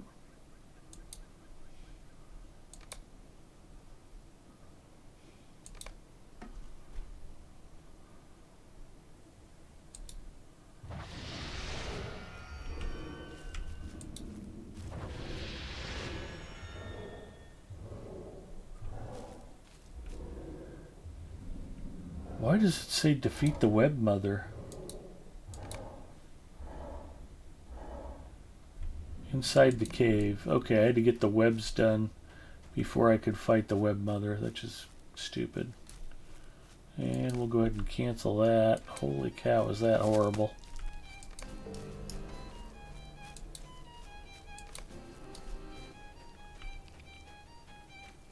Didn't pass the cave already, did I? No, it's up ahead.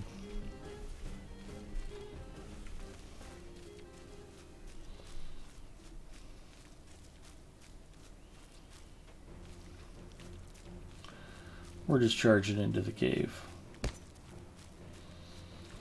That's an annoying little quest vector.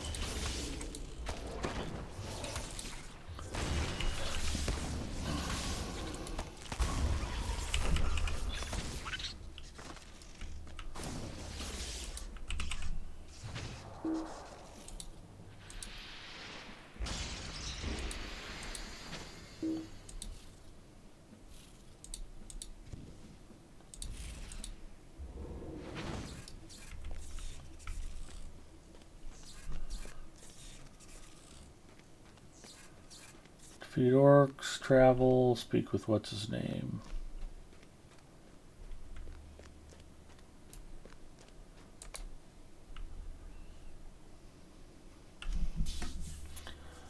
Maybe you were still wearing gear from Archit and allies from Moria. You might be right.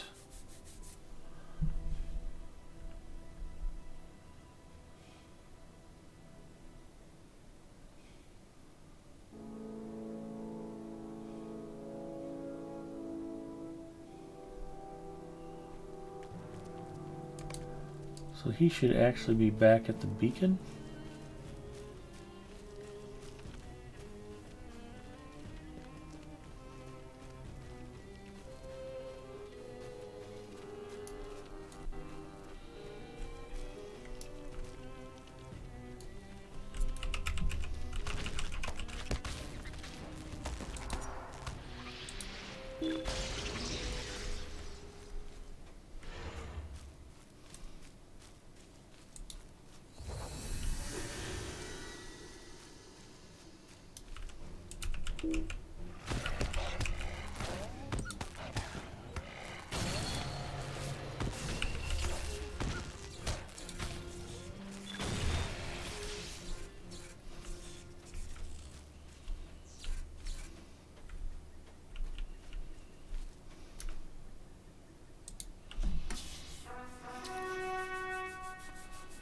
Like I said, I always seem to be the squishiest one in the group. I don't know why. Probably because I didn't stop and get that rep armor in Dole Amroth. If I would have had that, I would have lived.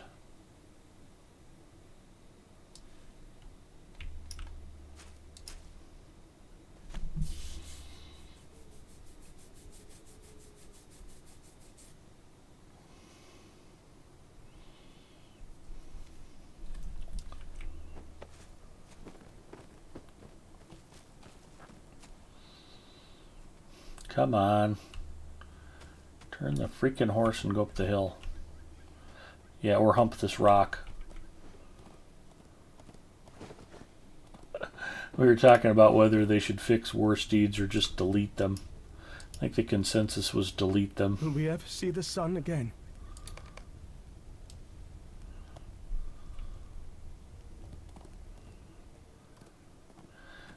I don't hate mounted combat, but I think I am a small minority on that topic. Maybe more might essences in your gear will bulk you up. Good call, Zinger. That's why I like playing with you. You always give me the best suggestions.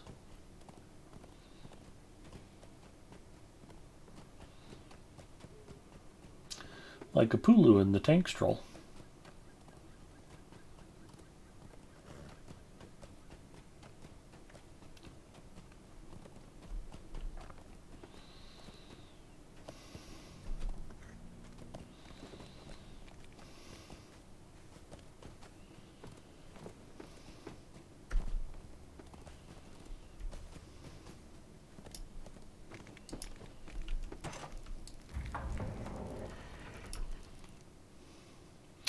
Delete war steeds and boost regular mount speed to 16 meters a second. Yeah, that works.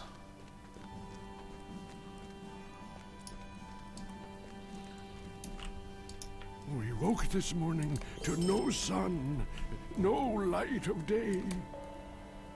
We woke this morning to no sun, no light of day. Loud noises from outside the crossing hole require Borhador to I seek don't know your why my aid hand is and quell itching this so much fear all of a sudden. Orcish invasion. I think there's an old Will we superstition that ever means see you're the about to sun come into again? money. Not the case here.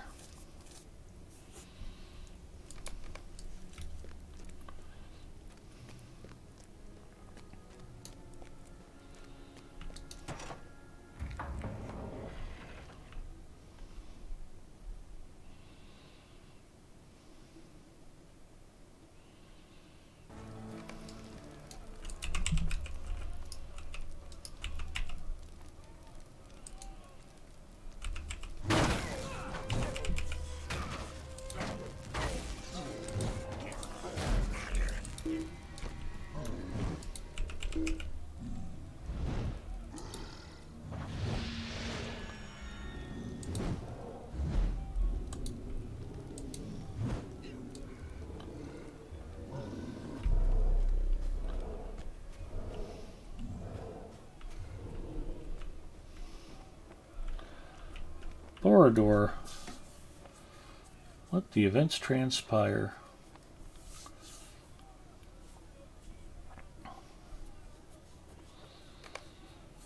My people have protected Borador the Old.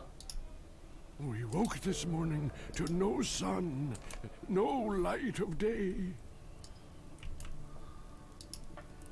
We woke this morning to See, no all sun, is well, old man. no light of day.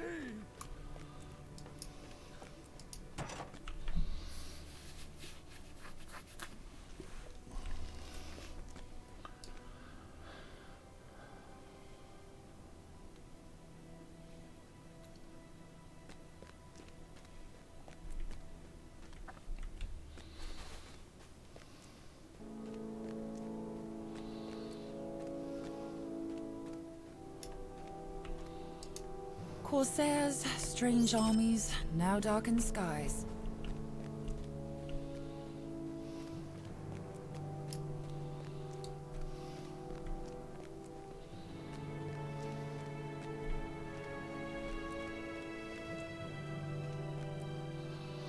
We'll go murder some more orcs.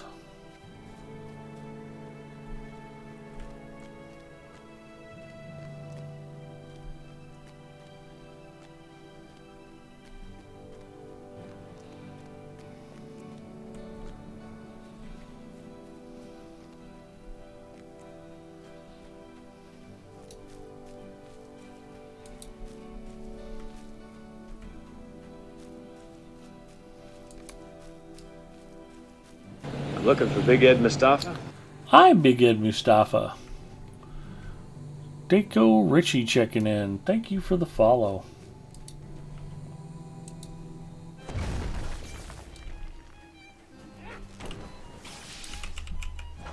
If there's anybody else in chat who hasn't wandered over to my personal channel,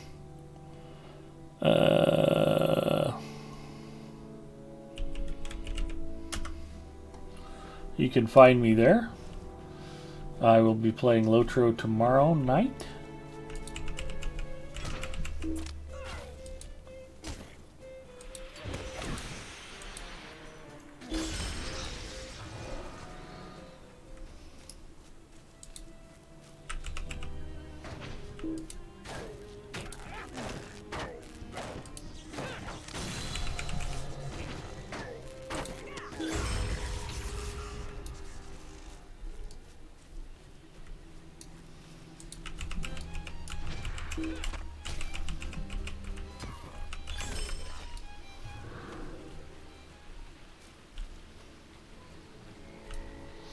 Peter Bogdanovich passed away.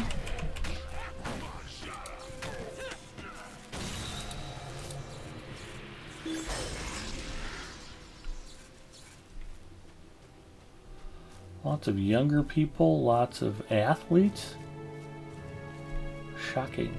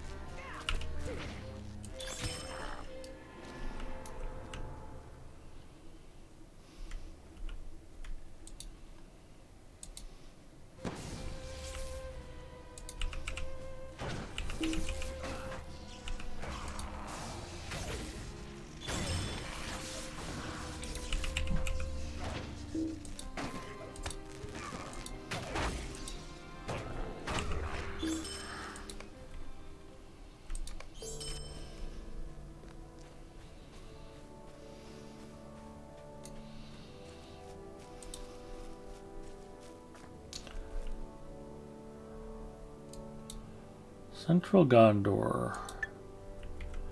Defender of the Vale.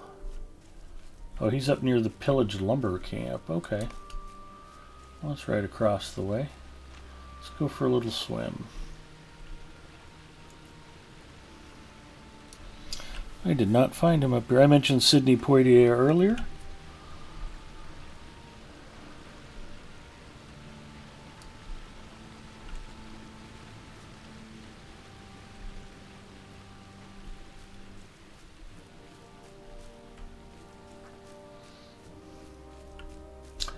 Yeah, the worst part about Dan Reeves passing away was when I saw the announcement. Okay, let's avoid Scythejaw. He is a bit of a handful.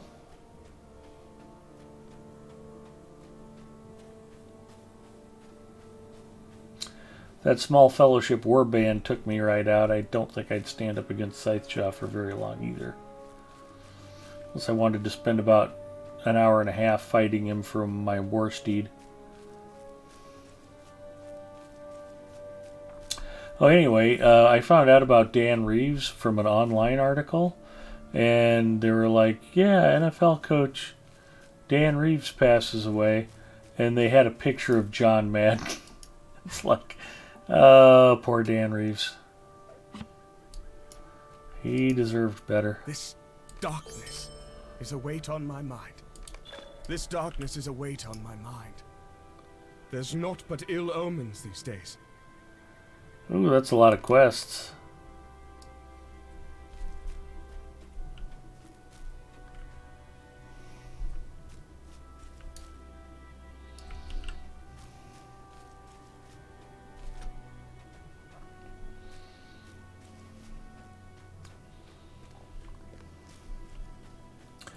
One of the guys in the RC Flying Club is a pilot, and he actually used to fly the Denver Broncos team plane. When or flew with whoever was piloting it. I didn't quite get all the details. But apparently Elway and Reeves used to just argue all the time on the team playing. They'd fight and Elway would be Elway.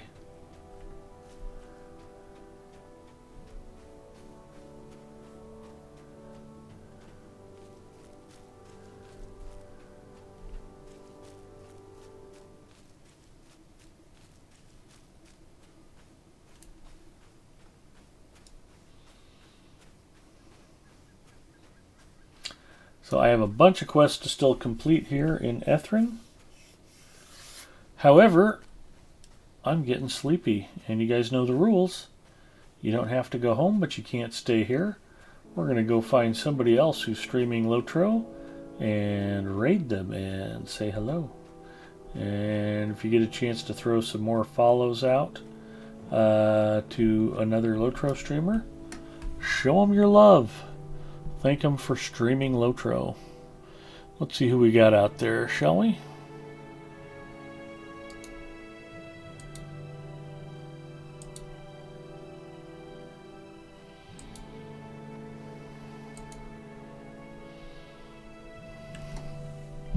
El Galadwin is streaming.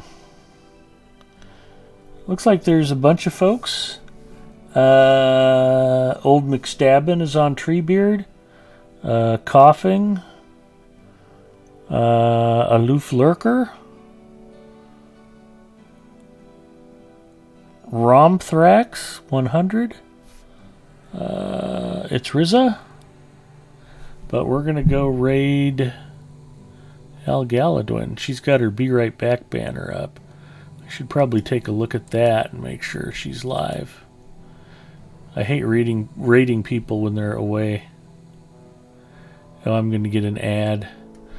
Oh, that's annoying. Well, let's see what pops up. Yeah, I don't think she's around. Thanks for streaming Lotro, and thanks for supporting Subway. Yeah, I've been supporting Subway way too much lately, Zinger. It makes me sad. Nope, she's still away. Doggone it, El Galadwin, where are ya?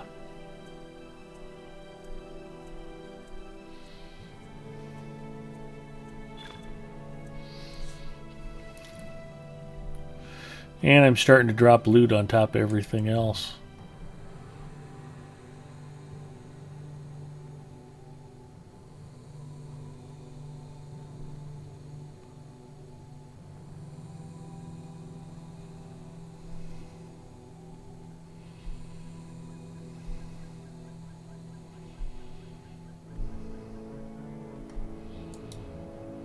Oh, looks like she's back. Okay, let's go raid El Galadwin.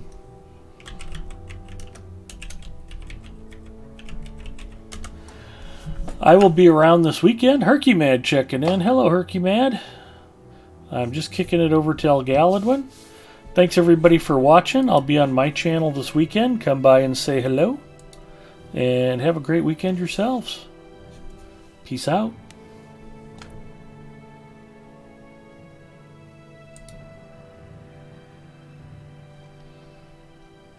So Cheetos was like, you know, the good combination of both. Oh hey, thank you for the raid, Lotro stream. They came back just in time not to have emote-only chat, and just in time for me to switch characters. Hello, Lotro stream, welcome. Thank you, Big Ed. I was just gonna switch to my Stout Axe Brawler. I've been playing a couple different hunters, but... Hey everybody, how's it going? Welcome. I hope you had a good stream, Big Ed. Hello, Goofy. Hello.